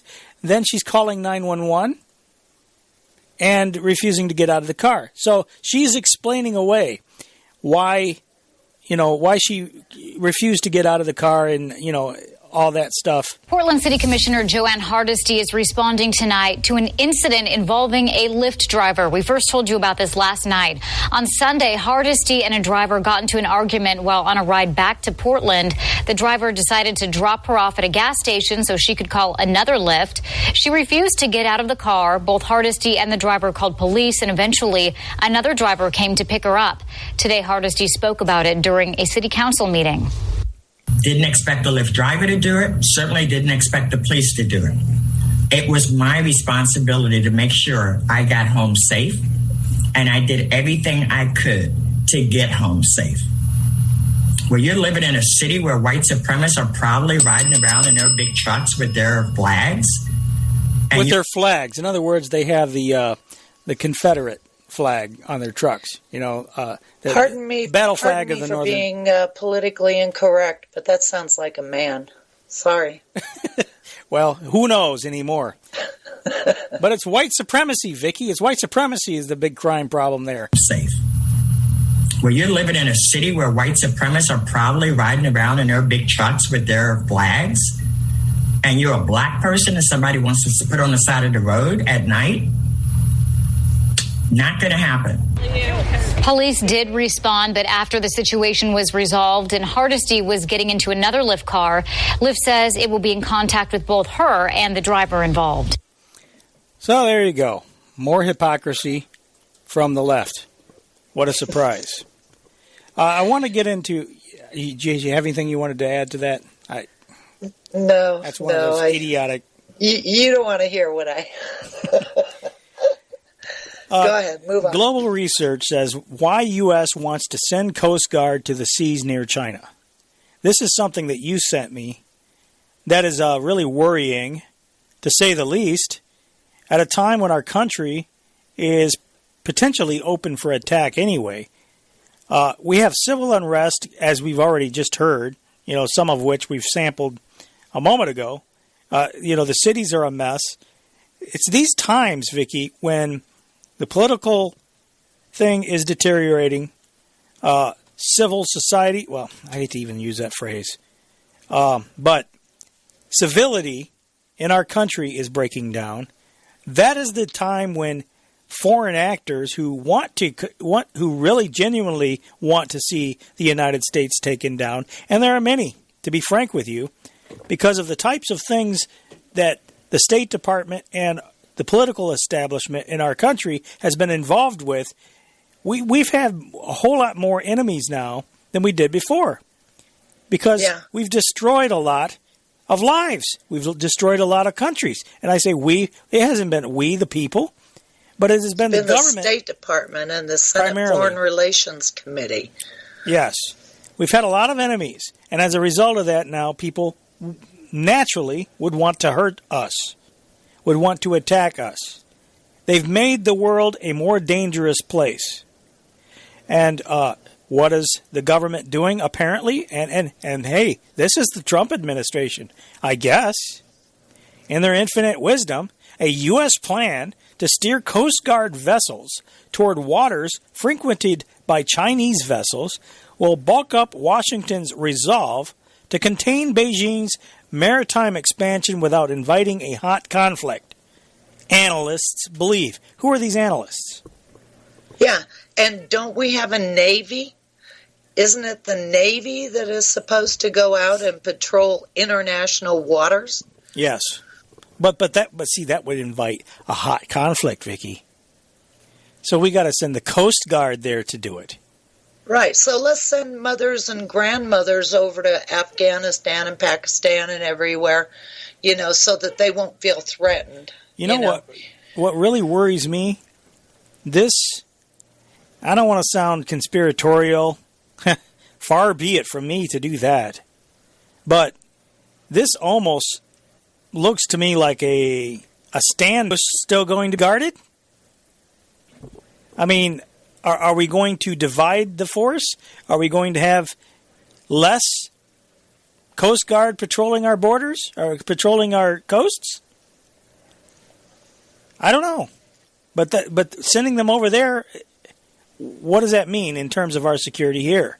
The U.S. Coast Guard is strategically homeporting significantly enhanced fast response cutters in the Western Pacific to protect the interests of the United States and partners in the region. National Security Advisor Robert O'Brien said in a statement on October 23rd. The timing is still being worked out, a U.S. Indo-Pacific Command spokesman said Monday. Coast Guard vessels will check for any illegal, unreported, and unregulated fishing that threatens our sovereignty. Yeah, we wouldn't want any fishing to be going on out there, now would we? Right. And don't any of those countries there have their own Coast Guard? You know, you would think that they would, and if they don't, they better damn well start buying them. Why do we have to be the ones that are patrolling the whole damn world, providing, quote, security for everybody in the world while they're making our country insecure? Well, we just don't want fishing out there. Anyway, China has the world's largest distant water fishing fleet, and its own enforcement vessels don't always follow the fleet's movement, Coast Guard Commandant and Admiral Carl Schultz said in October. And the U.S. plan is not just about fish. Oh, okay. He says increased U.S. Coast Guard activity will show China that the United States resolves to check Chinese activity in general without risking conflict the way that American naval ships would, experts believe. Coast Guard vessels are seen widely as defensive, while Navy ships are fitted to launch attacks. That is such crap. I can't stand it. That's why we have a Navy. And if the Coast Guard is in international waters, they are essentially the extension of the Navy. Do they honestly think that China gives a damn whether it's a Coast Guard cutter or a Navy vessel if they get in China's way? God. Well, stupidity of it just pisses me off. The question is, are they setting them up for a false flag of some kind? Yeah. You know, if they're not equipped to defend themselves properly, I don't know. I don't know enough about it. Well, Coast Guard ships are not set up, I don't believe, for defense against an international military of a country. Yeah. Yeah, I don't know. Something just doesn't smell right about this whole situation. Right. Well, you know what? It seems to me like they just like when they did the war in Afghanistan, it seemed to me like they were sending our troops out for slaughter. And I'm sorry to say that, and I apologize to anybody that was sent over there. But I think the sending them over there was for attrition of the military. I don't think you have to. And that's what I think. I don't think you have to apologize for speaking up for the troops, because that's really what you're doing. If they send them over there for slaughter, that's not saying anything against the troops. I think the best way you can honor men and women in uniform is to tell the truth about the mission and about what they're involved in. And I think a lot of these military people they're very patriotic people. That's why they do what they do in many respects anyway. There's some money involved, but you know what? For all the crap you got to go through, the money really is minuscule. I mean, you literally upset and upend your entire life and listen to some dude with bad breath bark orders right in your ear, yelling at you at the top of his lungs. I mean, that's a tremendous amount of abuse you have to take. Barking orders at you, get up every morning before the crack of dawn, crawl underneath razor wire in the mud in the pouring rain. I mean, it's miserable. Miserable what these people have to go through. But they do it for their country because they love their country, put their life on the line. And for them to have been betrayed by the commander-in-chief or their generals, people who are in positions of authority, is just absolutely a new kind of, I mean, it's just the depths of sin. And I think there's going to be a special place in hell for a lot of these characters who are commanding these militaries and commanding these missions and making these decisions at the top, where they never have to jeopardize their life or the life of anybody that they care about. And that's how these wars are. Yeah, well, and they're not actually even fighting for our country. Yes. Our leaders, so-called leaders, say that it's for the protection of our country, but, what did Iran ever do to us? What did and Afghanistan? They didn't attack us, no matter what the defense establishment said. No. Well, there's a lot of poppy fields that need to be guarded, Vicky. Yeah. We've went at Afghanistan for many, many years. Decades, really. Well, the poppies are in the supply chain, Darren. Yes, they are. Absolutely. And they're still in the supply chain. It's a thriving industry. And they were getting rid of the poppy fields over there. We've been funding drug lords. The Taliban were called Taliban because they were students of the madrasas that the United States government built to teach them how to be good little terrorists, so that they could give the Soviet Union their own Vietnam. As I'm trying to think of the guy's name. Brzezinski. Yeah, Brzezinski. Thank you, Mika's father. Yeah. Anyway, we got to take the break. We'll be back in a moment. Stay with us, folks. Don't go away.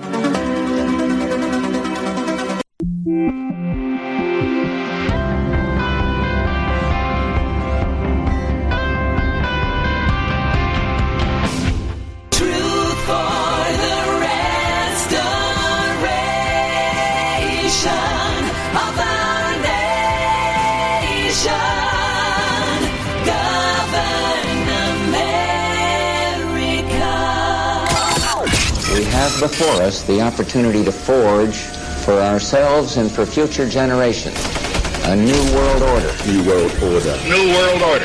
This is a moment to seize. The kaleidoscope has been shaken. The pieces are in flux. Soon they will settle again. Before they do, let us reorder this world around us. A new world order. A world where the United Nations is poised to fulfill the historic vision of its founders. Nevertheless, the United States is in a key position to shape this so that the problem of the Bush presidency will be the emergence of a new international order. The first decade of the 21st century, that out of what will be seen as the greatest restructuring of the global economy,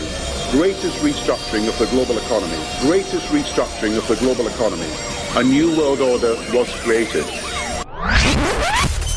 Documenting the crisis of our republic. The very word secrecy is repugnant in a free and open society.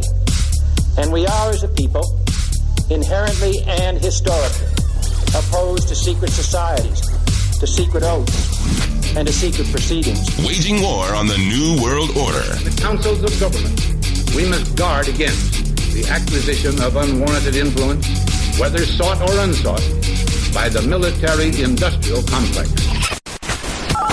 This is Govern America with Darren Weeks and Vicky Davis. Live from FEMA Regions 5 and 10, this is the third and final hour of Govern America. I'm Darren Weeks. Vicky Davis is here as well. It continues to be the 21st of November, 2020, as we move rapidly toward the Thanksgiving week, as many governors and local officials are trying to deprive the public of having family over. Because we're living in an age of anti-socialness. Anti-socialness is being promoted in a big way. We can't have people visiting with family. We can't have people visiting with friends. We can't have people interacting with each other. We can't have people close to each other. You have to distance yourself. You have to wear a mask so we can't read each other's facial expressions. You can't see each other smile. This is the kind of world that these psychopath nutcases are promoting. a world where everybody keeps to themselves, keeps their head down, a world of solitude where you're not allowed to interact except through a computer screen. It's sick. But that is exactly what they're doing. Didn't mean to get off on a tangent. GovernAmerica.com is the website. GovernAmerica.com. Vicky Davis's sites are thetechnocratictyranny.com. Make sure you put the in there. And channelingreality.com.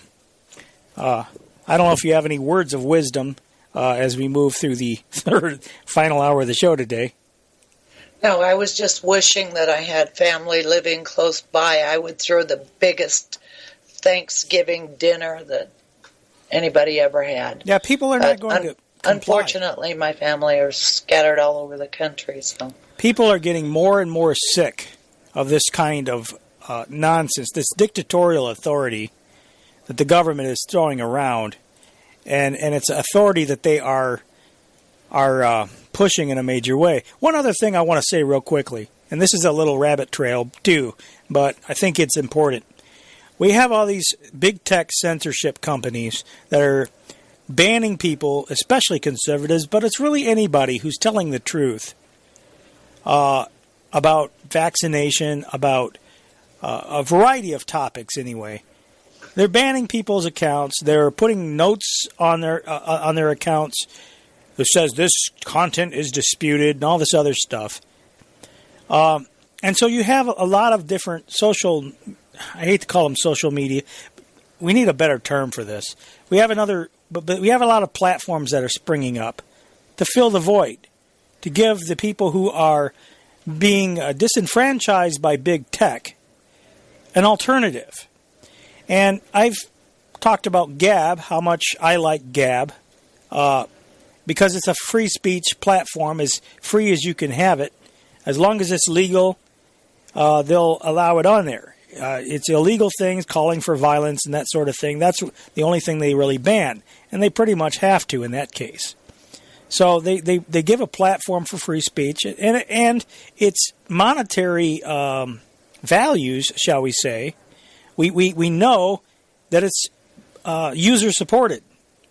So anybody on there, you can have a free account, but there's a little extra bells and whistles that you can have if you decide to donate or decide to actually become a member or whatever. So you can see what their company values are, shall we say. You're not the product, in other words.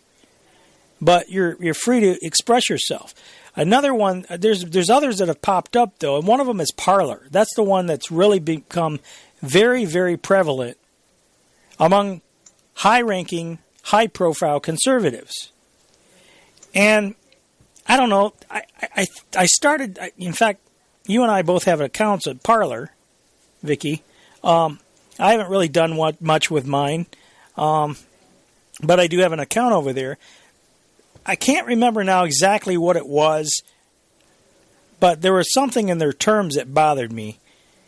And I've been reading lately that they have also been banning what they call trolls. They have been banning people, and that bothers me. There's somebody who I won't mention, but they were trying to get me to sign up for something called freedompage.net, I think is what it was. And you go to the website, at least that was the way it was then. I don't know if they've changed it since then. Let me just, if I got this, okay. Yeah, freedompage.net says, this is a non-liberal social media site designed for patriots. Your freedom of speech and amendment rights will stand true here. Please be courteous and respectful to your fellow patriots. We will delete any account pushing liberal views or hate speech. Now, I told this person who was trying to get me to sign up for this, I said, this is a problem for me. Because this is exactly what we don't want. People pushing, I understand if people are attacking other people.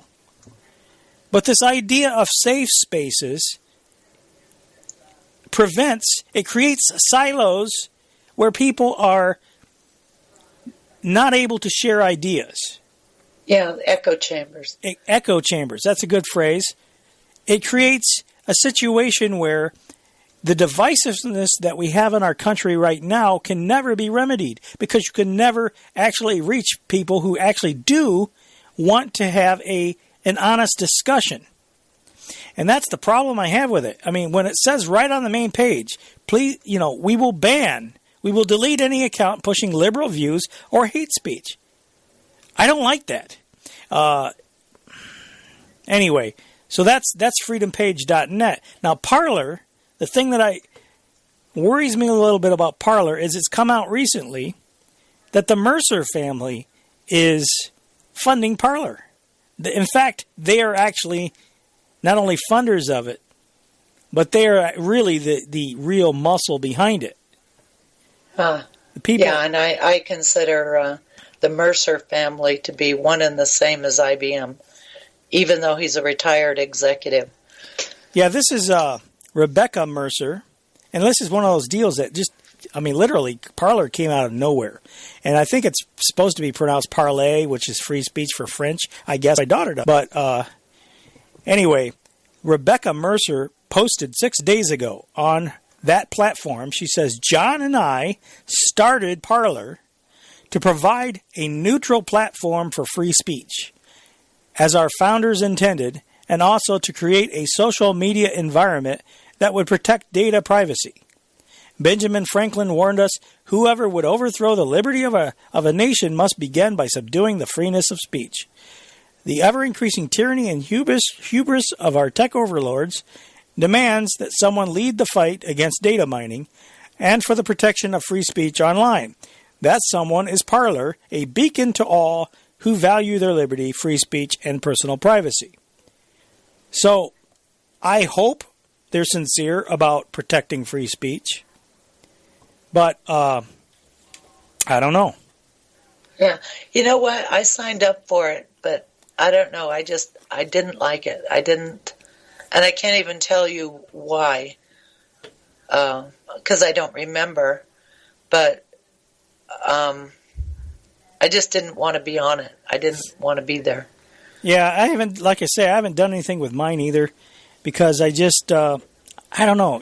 I'm almost at the point where for my own family and that sort of thing, I really have been tempted to start my own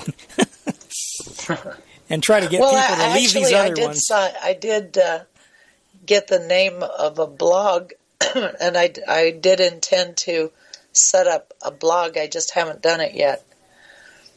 I don't know if I'm going to do it or not, but I had this very same thought. Yeah. So anyway, I just thought I'd go, I didn't mean to spend a whole lot of time on that. One other thing that, gosh, there's just so much. I want to get to your article though. But Mark in Texas sent me this. This right here tells you, speaking of social media, or anti-social media as the case may be, here is a Google patent for a breathalyzer system. Because some people get on these social media platforms, Vicky, and, they spout off. They get drunk, and they might have regrets later. Or, they might make threats. So, what do we do to stop people from drunk driving? We install breathalyzers in cars, right? Yes. So you have to blow before you can go. Oh, no. Well, so here is a similar type of system that is patented for social media, or anti-social media, as I call it. U.S. patent, it's U.S. 201-401-09-185A1. This is the breathalyzer system for social media. They say, a breathalyzer system for use with a computer consisting of a breathalyzer, computer software and hardware, an interface and method for delaying posts by persons who cannot prove sobriety upon initial posting. Oh my God. The breathalyzer registers the level of sobriety, and the result is sent through an interface to the software. If the alcohol level is below an acceptable threshold, unencumbered access to the social media is granted. If the alcohol level is above an acceptable threshold, access to websites, posting on social media websites, uploading videos, online gambling, or making large purchases is restricted. So I would presume that this would be something that would be implemented with a court order, and they have a number of images here with schematics and. Yeah, and probably next time you buy a monitor, it'll be built in. But I wonder how we could extend this idea. I mean, maybe, because I'm thinking about Jeffrey Toobin. How could maybe that situation have been prevented? A breathalyzer wouldn't have worked in his case, so maybe we need something different. I don't know. I don't think I want to explore solutions for that right now. It's a family show. It's a thought, though. It's a thought. Yes. So there you go. You want to make millions of dollars? Think about how you can keep CNN anchors from exposing themselves on Zoom calls. Yeah. Or think of a new device, something that is maximally intrusive and offensive that can be, added onto or built into a computer. Yeah, there you go. The Center for Strategic and International Studies is a think tank that we've often explored and listened to because, hey, these people, we have said repeatedly on this show, and it's been a continuing theme on this show, that foreign policy, and really U.S. policy in general, I think, it's made in these think tanks. I mean, these minds, great minds like, I don't know, Nina Jankowicz. Nina Jankowicz is, and I don't know how this woman, this is how low the Council on Foreign Relations has sunk to have somebody like this writing in Foreign Affairs. Listen to this. She wrote, this article just came out in Foreign Affairs, How to Defeat Disinformation. They say the 2016 U.S. presidential election propelled the threat of disinformation to the forefront of public debate. Americans were shocked by Russian attempts to influence voters by spreading misleading narratives. Well, speaking of misleading narratives, that is one. And I don't need to get into that. But they say 4 years later, it seems that foreign adversaries were not able to meaningfully disrupt the 2020 U.S. presidential election. Well, isn't that amazing? Now that Biden has been chosen by the media to be the next president, he's the presumptive, and I'll use that word loosely, the presumptive winner. They're referring to him as President-elect Biden, which I don't think is the case. But she thinks that her man's going into office. So what that means is that the Russians, the Venezuelans, nobody must have influenced this one because their guy won. Now, if their guy hadn't totally won, clean, absolutely clean. That's right, pristine. Now, if Trump had been reelected, my gosh, there's all kinds of meddling going on. So it must have been the Russians have just decided to sit this one out this time. Anyway, the U.S. Cybersecurity and Infrastructure Security Agency declared this recent election the most secure in American history. And that guy was fired right after that, by the way. The homeland-security guy that said that. Anyway. But disinformation continues to circulate widely in the country as President Donald Trump refuses to concede to President-elect Joe Biden. So you can see the bias right there. Conspiracy theories about the legitimacy of the election's outcome course through social media, fill the airwaves of certain partisan outlets, and spill from the White House itself. The current impasse is a reminder that disinformation is not just an insular foreign threat. It is also an American pathology. Homegrown disinformation proliferated in this election year, including claims that so-called Antifa militants started wildfires in the Pacific Northwest, and assertions fed by the mushrooming QAnon conspiracy that Trump is saving the country from a powerful cabal of pedophiles. Well, that is disinformation. So she's mixing in QAnon, which is, I'm sorry, QAnon is, I'm not trying to be denigrating to anybody, but it's the dumbest thing I've ever seen. Okay? That you're going to blindly follow somebody who you don't even know who it is, who talks in riddles, and who's been wrong multiple times. I think most times. Yeah, well, the first one I ever seen said Hillary Clinton was going to prison by a certain date. And it didn't, obviously it was after that date. And I'm like, this is bullcrap. And I never looked back. But I don't follow people. I can't document what they're saying. And clearly, this QAnon conspiracy theory, to me, it's a psychological operation. I believe it is run by intelligence people. Some people say, well, I won't even get into that. But I do believe it is run by intelligence operatives. I have a clue as to who certain people say is involved, but I don't want to make unfounded allegations that I don't know for sure to be a fact. So I don't want to libel this person. But anyway, they say they mix the Antifa militants. Anyway, they say Trump. This idea that Trump is saving the country from a powerful cabal of pedophiles.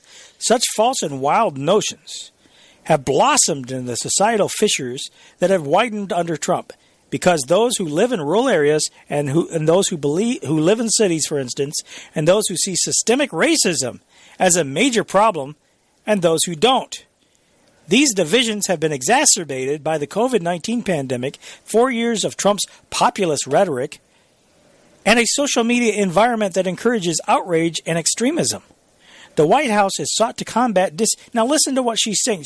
They're projecting everything onto Trump supporters and Trump himself. Who are the ones that are fostering outrage and extremism? It isn't the conservatives. It isn't the... I mean, who's burning down the cities? Is that not about as extreme as you can get? I've heard him blame that on people on the right, even though we know it isn't. There's absolutely no evidence that people on the right are burning down and looting stores. Mm-hmm. There's no evidence that anybody on the right is visiting people's homes and threatening them in their homes. There's plenty of evidence on the left that this type of stuff is going on. And yes, this is the very definition of extremism. So they say the White House has sought to combat disinformation only when forced to, and continues to put pressure on social media companies for its own convenience, bristling, for instance, at content moderation decisions that affect President Trump, such as Twitter's decision to label Trump's tweets as suspect. Social media platforms have made temporary surface-level changes to curb the spread of false claims, but they continue to profit from the very structures and imperatives that are now driving groups of Trump-supporting reality-denying vigilantes to rally at ballot-counting centers across the country. Do you see how biased this is? Biden. What institute is she writing? This is Foreign Affairs. Oh, Foreign Affairs. The flagship publication of the Council on Foreign Relations. Now, you know, whatever happened to Foreign Affairs? All of a sudden they're talking about combating disinformation domestically? Oh, the Foreign Affairs people all across the board have just been so active and out there. It's like they've got a major rebuilding job, you know, for all the, quote, damage that was done to their foreign agenda during the Trump administration. Well, I see Foreign Affairs as going full social justice warrior with this article.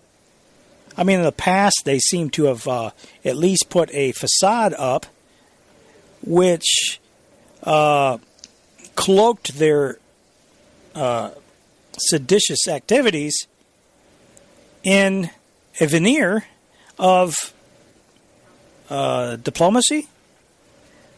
Yeah, if you can call it that. I think Trump really, even though he didn't do a lot of the things that he said he did, which is why I stopped supporting him, I think in their foreign policy bubble, he's been like a bull in a china shop.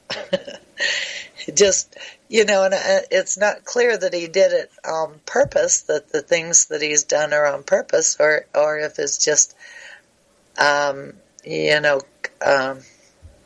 perhaps being clumsy. He's definitely clumsy. Which I have really enjoyed. I've loved the whole thing. Oh, it's been entertaining. Yeah, he's entertaining as I'll get. But the problem is that he's also, his clumsiness, as you describe it, has gotten him into a whole lot of trouble. I think he could have been a lot more effective as a president had it not been for his clumsiness. Some of the press conferences he had with, about the coronavirus, for instance, is a good example of that. By the way, Trump never said to inject bleach into your bloodstream. That is a lie the media has said over and over again, and I cringed when I heard him say what he did. First of all, he was asking a question of the experts about disinfectants, and he said about introducing disinfectants inside the body. He said you could look into, could you look into that? Is that something that might be feasible? He says maybe, and okay, now when you say disinfectants, immediately it does conjure up the chemical aspect because we usually think of disinfectants as bleach and things like that. But there are other disinfectants, and there are some you could potentially, because what is a disinfectant at the basic level? It's a germ killer, right? Right. And the sun is a disinfectant. The sun is a disinfectant, is it not? So there are, and I think that's what Trump was really talking about. He wasn't talking about, and he never said bleach. He never said chemicals. But the media has taken that, and he has been very bad at responding to that. He's put it off like he was joking. That's a really dumb thing to say. Why would you say you're joking when clearly you weren't joking? Instead, if I were advising him, I would say, look, why don't you point out that there are other disinfectants rather than bleach? But yeah. I don't know. Maybe it's advice he's getting. I don't know. Or maybe he's just coming. I can see why he wouldn't want to prolong the but it does prolong because it's fraught with peril. It's still prolonging it, though. It's still prolonging it. They're never going to let him live that down. Only on the side of the disinfo artists of the media. Well, yeah, but that makes a big difference. Anyway, let me just try to stick to the point here, and because time's ticking away. She says, how to counter disinformation. The Biden administration must first ensure that all levels of the federal government take the threat of disinformation seriously. Now, this is somebody in the Council on Foreign Relations flagship publication, Foreign Affairs, talking about how to shut you up, people. So this is why this is important. She says this challenge should no longer be a subtopic discussed in hushed tones out of earshot of the president, as it was under Trump, who called disinformation a hoax and dismissed any action to counter it as censorship. As a result, the highest levels of the U.S. government never strongly condemned the spread of false messages, nor did the White House ever issue a unifying policy directive to guide agencies in working together to combat disinformation. A few small pockets of the government, notably CSIS, whose director Christopher Krebs was fired via presidential tweet this week, had to take on the gargantuan portfolio, but information operations concern every arm of the government. Other countries, such as the United Kingdom, appreciate the magnitude of the problem. The British government convenes foreign and domestic policy officials to develop plans for mitigating online threats and to respond to specific crises, such as the onslaught of Russian disinformation that followed the 2018 poisoning of the United Kingdom of the former Russian intelligence officer in the United Kingdom, basically Sergei Skripal. She's bringing up Sergei Skripal. I mean, as an example of something that was people said had disinformation about. Now, we talked a lot about Sergei Skripal after that happened, and how the official story kept changing. How Skripal was supposedly the Novichok was blowing from the car ventilator system, but then later the Novichok they were poisoned in the park. they were poisoned at CC's Pizza. Oh, but Novichok was found on the doorknob. I mean, the story kept changing over and over and over again. And people that ask questions. Yeah, you would ask questions about something like that because it smells fishy. But see, this is what this is about. They don't want people asking questions. And where are the Skripals now? They've effectively been disappeared. You would think that somebody that went through something like that would be on the media somewhere talking about their ordeal. But no, they're gone. Where are they? Who knows? So, they're trying to stifle people from stopping us. They're trying to stifle us from asking questions and from probing, from investigative reporting. The United States should take a similar approach, they said, creating a counter. This is what she says should be done. The United States should take a similar approach, creating a counter disinformation czar within the National Security Council and setting up a corresponding directorate. The office would monitor the information ecosystem for threats and coordinate interagency policy responses. It would not try to serve any fact-checking or content moderation role. Of course not. No, we got others to do that. Thereby avoiding accusations of censorship. Critically, the team would bring together ideas and opinions from outside the traditional national security and foreign policy realms, including the Department of Education, organizations like the National Endowment for the Humanities, two arms of government that deal directly with Americans. The new directorate would also encourage cooperation and information sharing with the private sector and with civil society groups.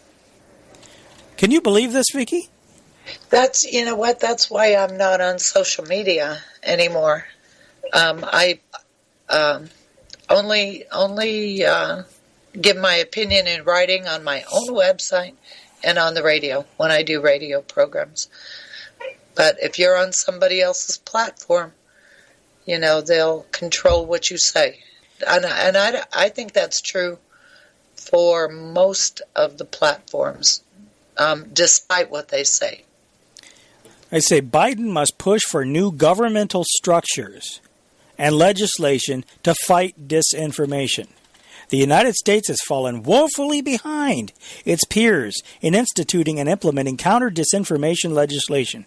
Common sense, bipartisan bills such as the Honest Ads Act, which would make the funding and targeting of online political ads more transparent, and which counts Lindsey Graham, the Republican senator from South Carolina, among its co-sponsors, was denied a vote in the Senate by Senate Majority Leader Mitch McConnell, a bill that passed in the House of Representatives and that directed the National Science Foundation and the National Academy of Sciences, Engineering, and Medicine to conduct research on disinformation regarding the COVID-19 pandemic, including threats that might affect public trust in a future vaccine, has not gained any Republican co-sponsors and has not moved out of the Senate on Health, Education, and Labor and pensions. Anyway, it goes on from there. Well, that kind of boosts my opinion of Mitch McConnell a little bit. Not much. That he wouldn't support it. Not much. Anyway, that I just wanted to put on people's radar. That is a very chilling situation. Add that to all the ongoing censorship that's going on right now, you got a recipe for a very, very great totalitarian situation in our country. All right, now to China. The Center for Strategic and International Studies panel, they had a panel on China's 14th five-year plan. This is one that you just sent me. This is Lingling Wei, who is the senior China correspondent for the Wall Street Journal. This plan really strikes me as a plan on security. I think the word security is more important than any other words in this plan. If you read the communique that was issued after the conclusion of the fifth plenum, where the plan was discussed, the communique, the word security, appeared more than 20 times, more than any other words in the communique, including reform, opening up, urbanization, domestic demands, even dual circulation. not, nearly as many times as the word security was raised. So what does that mean? That exactly reflects Xi Jinping's vision for the next 5 years or even longer. Security covers many areas. Economic security, especially in the technology arena. That's why this basically stepped up emphasis on achieving technological independence, and also energy security in the arena of, food production and all those areas. And of course, national security. Everything is centered around national security. As Bert said earlier, is the reflection of, the unprecedented external pressure on China. Obviously, Xi Jinping's government also has adopted a bare knuckle approach of sort, to the pressure from the Western world, tit for tat, never really giving up much ground. And that, I expect that to really continue in the near future. So with no hope of a genuine improvement in the relationship with much of the Western world, especially the United States, emphasizing security is really paramount for the leadership. I know you had a comment you probably wanted to make about that. Yeah, I do. The focus on security. What's going on in this country? Security. And it struck me that what China's plan and the rhetoric about China's plan, it's a mirror. And I think about the situation that's going on in our country and the bubble of disinformation that people are wallowing in this country. And the same is true in other countries, over Australia, the UK, China. And I think the governments are mirroring the same plan, but because we don't have any international media that is honest, we aren't getting the fact that it's mirrored. But if you listen to these think tanks and the panel discussions that they have, you can figure it out for yourself. And that's what I thought about this panel discussion on China's new 5-year plan. Mm-hmm. We have next Jude Blanchette, and he is described as the Freeman Chair of Chinese Studies. And this is what he's got to say about the plan. This idea of national security, and this way I think Xi Jinping was really a trendsetter here because, back in 2016, 2017, Xi Jinping articulated this overall national security outlook, which I think in many ways then was adopted in its own form by governments around the world who are now looking at issues of economic integration primarily through a national security lens. So I think I don't think we've quite accepted it yet, but I think China, in terms of governance and governance outlook, is really the pace setter here, with other countries kind of as lagging behind, but in many ways coming to many of the same conclusions that the Xi administration is. Okay, so there you go. So we know that with globalization, other countries, they have to mirror each other. That's just how they operate. And then we're seeing this with the social credit score system, too, where you have China ahead of the game implementing all of these systems whereby people are going to be rated. And there's already moves here in the United States for, Equifax, TransUnion. They're introducing products, at least one of the companies are, where they want access to your social media accounts. I think it was Equifax, if I remember correctly. I'll see if I can find that. Where they're offering to maybe give you a little boost in your credit rating if you allow them access to your social media sites. So the idea is to judge you as a person. So maybe if you got a lot of party photos Maybe if you like to shop too much. Maybe if you're kind of a scumbaggy type of person. I'm kind of surprised because I thought they already had that. I thought they could already buy that information. Well, maybe so, but they're actually going as far. I wish I had that article. I hadn't planned on talked about it, but maybe I can find it. But anyway, I don't want to eat up too much time.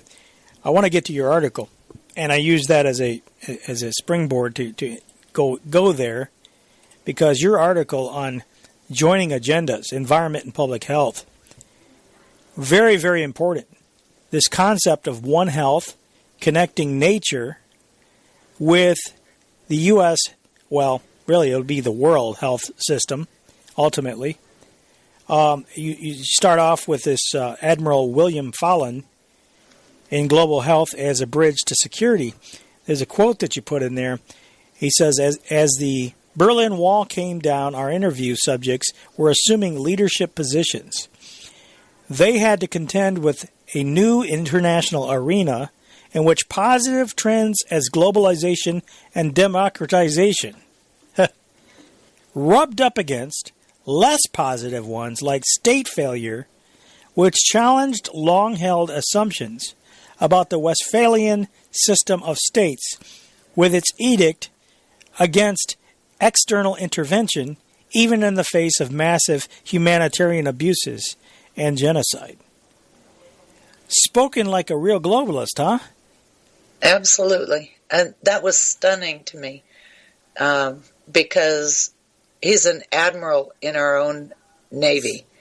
And it's shocking to hear a member of your own military, high-ranking military official, be hostile to the very system of organization under which your country was organized. And it kind of fits with what Thomas P.M. Barnett said about the globalizing the Navy. Globalizing the... Now I'm using my words, but if you read the transcript of what Barnett said, or you watch the program that Barnett gave the presentation in 2004, I believe it was, he basically said the Navy was going to be global, and the Army, the boys are never coming home. Mm-hmm. And so he laid out the global strategy for our country's part in the New World Order. Yeah, there it is. Now, you want to explain the concept of this One Health system that they're pushing here? I do have the CSIS clip where they're discussing it as well. Mm-hmm. Yeah. Well, after I was listening to this panel of experts of the CSIS Institute, and as they were talking, he said a couple of things. Actually, several of them said several things that caused me to connect the land use planning agenda that's been going on in our country and zoonotic transfer, which is transfer of disease from animals to humans, and the connection with the environment and public health agendas. Mm-hmm. And I realized that what they were doing was to make the move. They have already basically taken over land management, mm-hmm. For to correspond with the biodiversity treaty and the buffer zones and the it's all centrally planned out, and now it's just they've got to implement that over time. They can't do this stuff overnight. It takes time to do this kind of thing. But when I heard him talk about One Health, and I looked it up, One Health is the idea that animals and humans all need a healthy environment, and they can be managed, they should be managed together to keep a healthy ecosystem for both animals and people, is basically what the idea is. Mm-hmm. And that particular program, I really would recommend anybody that has an interest in this sort of thing to listen to it, because there were about half a dozen terms that they used that if you look them up and read what they're talking about, you will have a far better understanding of this whole pandemic dialectic and the purpose and where they're moving to with it. And I come back to the article that appeared in the Phillip County News in Malta, Montana on the 4th of January, 1934, called Tugwell Predicts New Regulations for Land with Federal Control, where they said use of all land, public and private, will be controlled by the federal government in the future. Assistant Secretary of Agriculture Rexford Tugwell predicted this week. That was 1934, Vicky. Mm-hmm. Land which cannot be, and it's important to point out, once again, 1934 was the Great Depression era. So they seem to pick these times when the nation is struggling through Depression era. You know, everybody's poor, everybody's struggling. You know, there's not enough, you know, for a lot of people anyway, there was probably not enough food on the table. I know I talked to my grandmother, and she lived through the Depression. She's dead now, but she lived through the Depression, and she said, we didn't know. We were so poor, we didn't know there was a Depression on. She says, you know, because they lived on the farm, so they had enough to eat because they were raising it. But today, with corporate farming taking over a lot of things, and they've forced a lot of family farmers out of business. The ranchers have been under constant attack, those that aren't corporate ranchers.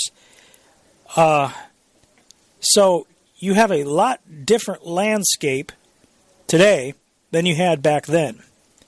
You have a lot more people dependent upon supply chains and grocery stores for their sustenance than you had back then. So the impact of such a thing today, I think, would be tremendously greater if it happened. Because let's face it, they're moving towards it. They are doing their best to put the small farmers out of business, despite what they say about, you know, the small farms and stuff, you know, and having the produce and vegetables and things grown close to where you live. They really want everything to be corporate farms. As a matter of fact, in 2005, when George W. Bush started this pandemic planning, one of the other things that was done was that Mike Leavitt, who was Secretary of HHS, tried to implement a farm-to-table program, which was a computer tracking program from that farmers theoretically were supposed to keep track of from the moment a seed goes in the ground until it's delivered to the table. And they're supposed to be, you know, entering in all the information on the development of the seed to the plant to farm to fork. Yeah, everything. And as I listened to that, you know, I was pretty new at trying to figure out everything going on, but I thought that is just insane. It's micromanagement. That will mean that the farmer will spend most of his life sitting at a computer terminal entering data. There you go. And that's exactly what they're trying to do. Yeah, in the same way that they're having doctors now. Rather than the doctor talking to you, he's entering data into a computer system. Yeah, and that's exactly the same thing they're trying to do. Big tech is trying to do to the little startups. You know, the big tech, Zuckerberg, he says, we want regulation. We don't want to make these decisions by ourselves. We want to be more transparent. Everything should be more transparent. What does that mean? Administrative paperwork. It means that the little guy is not going to be able to have sites that interact because any moderation decisions would have to be documented by a whole myriad of reporting that's going to have to be to make them accountable to bureaucratic officials who will be their overlords. And you know what you end up with? So you enter all this data into a computer system. Who gets the data? Some analyst in Washington, D.C. or somewhere who's going to look at the data and tell you tell the farmers that here's what you need to do to have your crops grow better. And he hasn't got a clue in the world. All he's got is a statistical report. Mm-hmm. And so you end up with the real experts being shifted aside to become data entry people, and then these pencil necks that don't know a damn thing about farming, but they've got the data, they've got the statistics, and they're the ones that are making the decisions. Yep. Which is why you end up with an idiocracy. You end up with people doing things that they have no clue at all about what they're doing. Yep. In this article, they say privately owned land will be controlled. This is the Director of Agriculture talking. Tugwell, Rexford Tugwell. He said privately owned land will be controlled to whatever extent is found necessary for maintaining continuous productivity. Sounds a lot like communism, doesn't it? State officials... It is communism. You know what?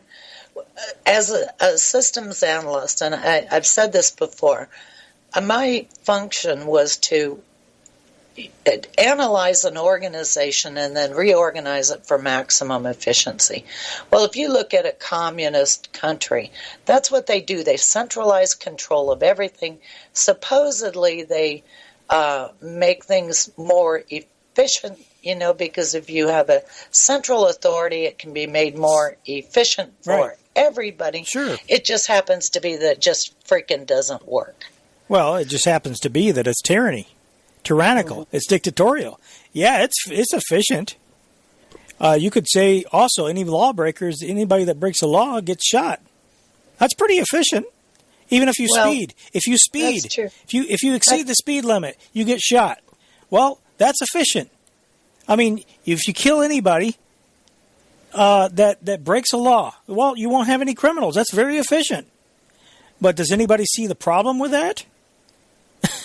I mean, how about due process for starters? How about the punishment doesn't fit the crime? Oh, but now we've introduced a lot of inefficiency into the system.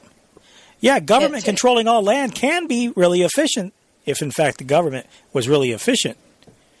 But except for you end up with the problem that I just said, which is that you have all the decisions being made by people who are not experts. So they make the decisions based on data that they have, and they have no clue what they're doing. Yeah, it's the same problem Jim Beers always talked about. You got city people making policy for rural folk. Mm-hmm. And they have no clue anything about the challenges that the rural folk are up against. They've never done any of the stuff about which they're making policies for. Anyway. You know what the best example of that was when they changed the speed limit across the whole country to, what was it, 55 or 60? Yeah, exactly. Have you ever tried to drive across Nevada at 55 miles an hour? I've driven 60 miles an hour?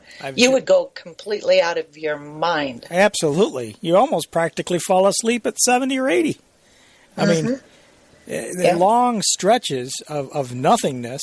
And even here in Michigan, even in the eastern part of the United States, you've got, it takes a lot longer, and they didn't save any fuel. I always argued nobody drove it anyway. I was the only one on the highway driving near that speed. Anyway, to the CSIS discussion on One Health, which demonstrates how the globalists are using this contrived pandemic. One Health. What is One Health? Because that's a thing in your world, right? What is One Health, John?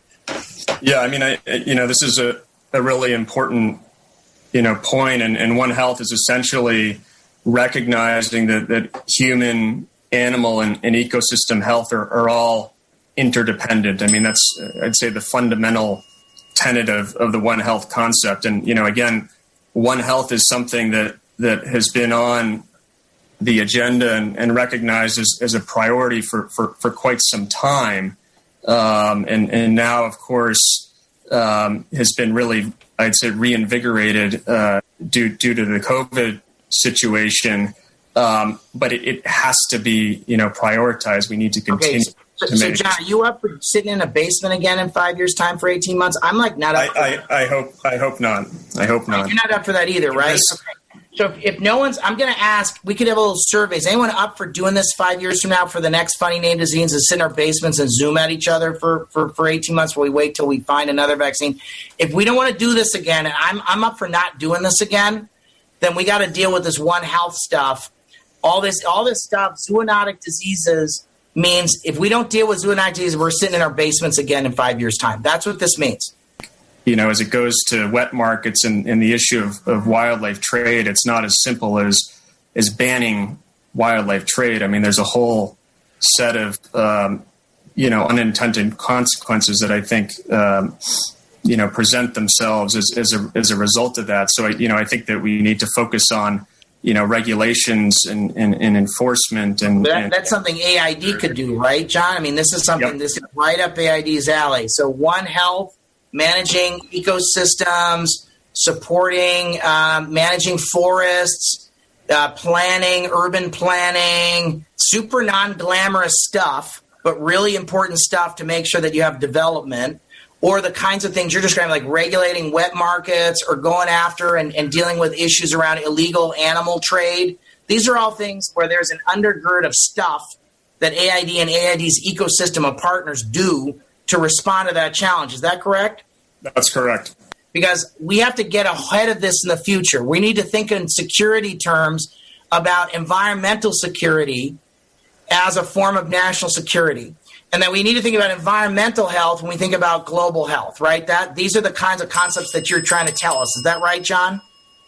Yeah, no, absolutely. I mean, again, getting back to the One Health as an important priority, it's really critical that we no longer treat environmental issues and environmental programming as separate from health. Separate from everything else.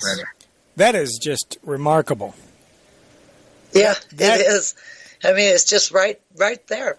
I couldn't believe he actually said that. We need to think about environmental health and, basically blurring the line between human health, people health, and environmental health.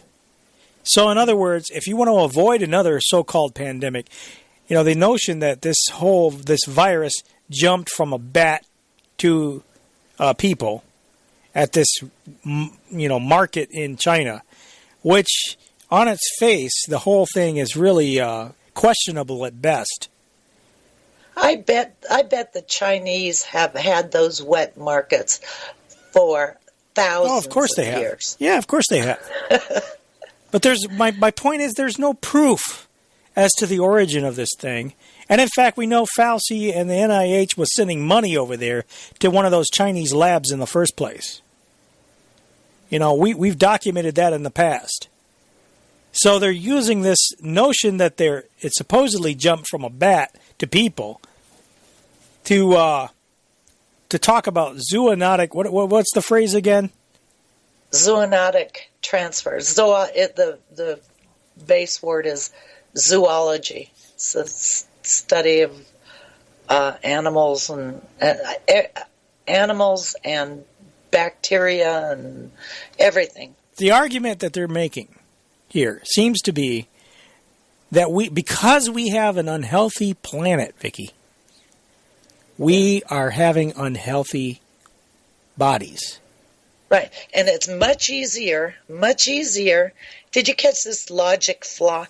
It's much easier to change our entire legal structure in terms of health than it is to ban illegal trade in wild animals, which is just absurd to the max, because those laws have been in place for a long time.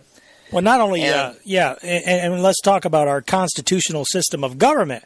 I mean, you have to ban all that, too. Yeah, and as far as I know, we don't eat bats here. No? So... I mean, Ozzy Osbourne was rumored to have bitten the head off a bat during a concert. That's right. That's right. I forgot about that. But as far as I know, he never caught anything from it. I don't know. It's just kind of weird how these little nuggets of information pop out sometimes. Anyway, we're almost out of time already. In the waning moments of the broadcast, to leave people on a positive note, I just learned, Paul Joseph Watson, a law in Denmark that would have given authorities the power to forcibly inject people with a coronavirus vaccine has been abandoned after 9 days of public protests. The epidemic law would have handed the Danish government the power to enact mandatory quarantine measures against anyone infected with a dangerous disease, but it was the part about vaccinations that caused the biggest uproar. Anyway, to make a long story short, the people there rose up against this thing, and they have backed away. They've backed down.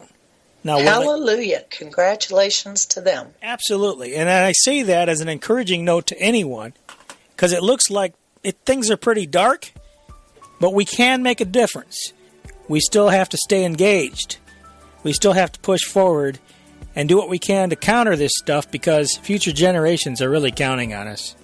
I really would hate to be a baby born today to the mess that they're going to inherit if people like you folks out there don't take a stand. So yeah, we can't let that happen. No, we can't. No matter what. Thank you, Vicky. Appreciate always everything you do. And thank you, listener, for joining us.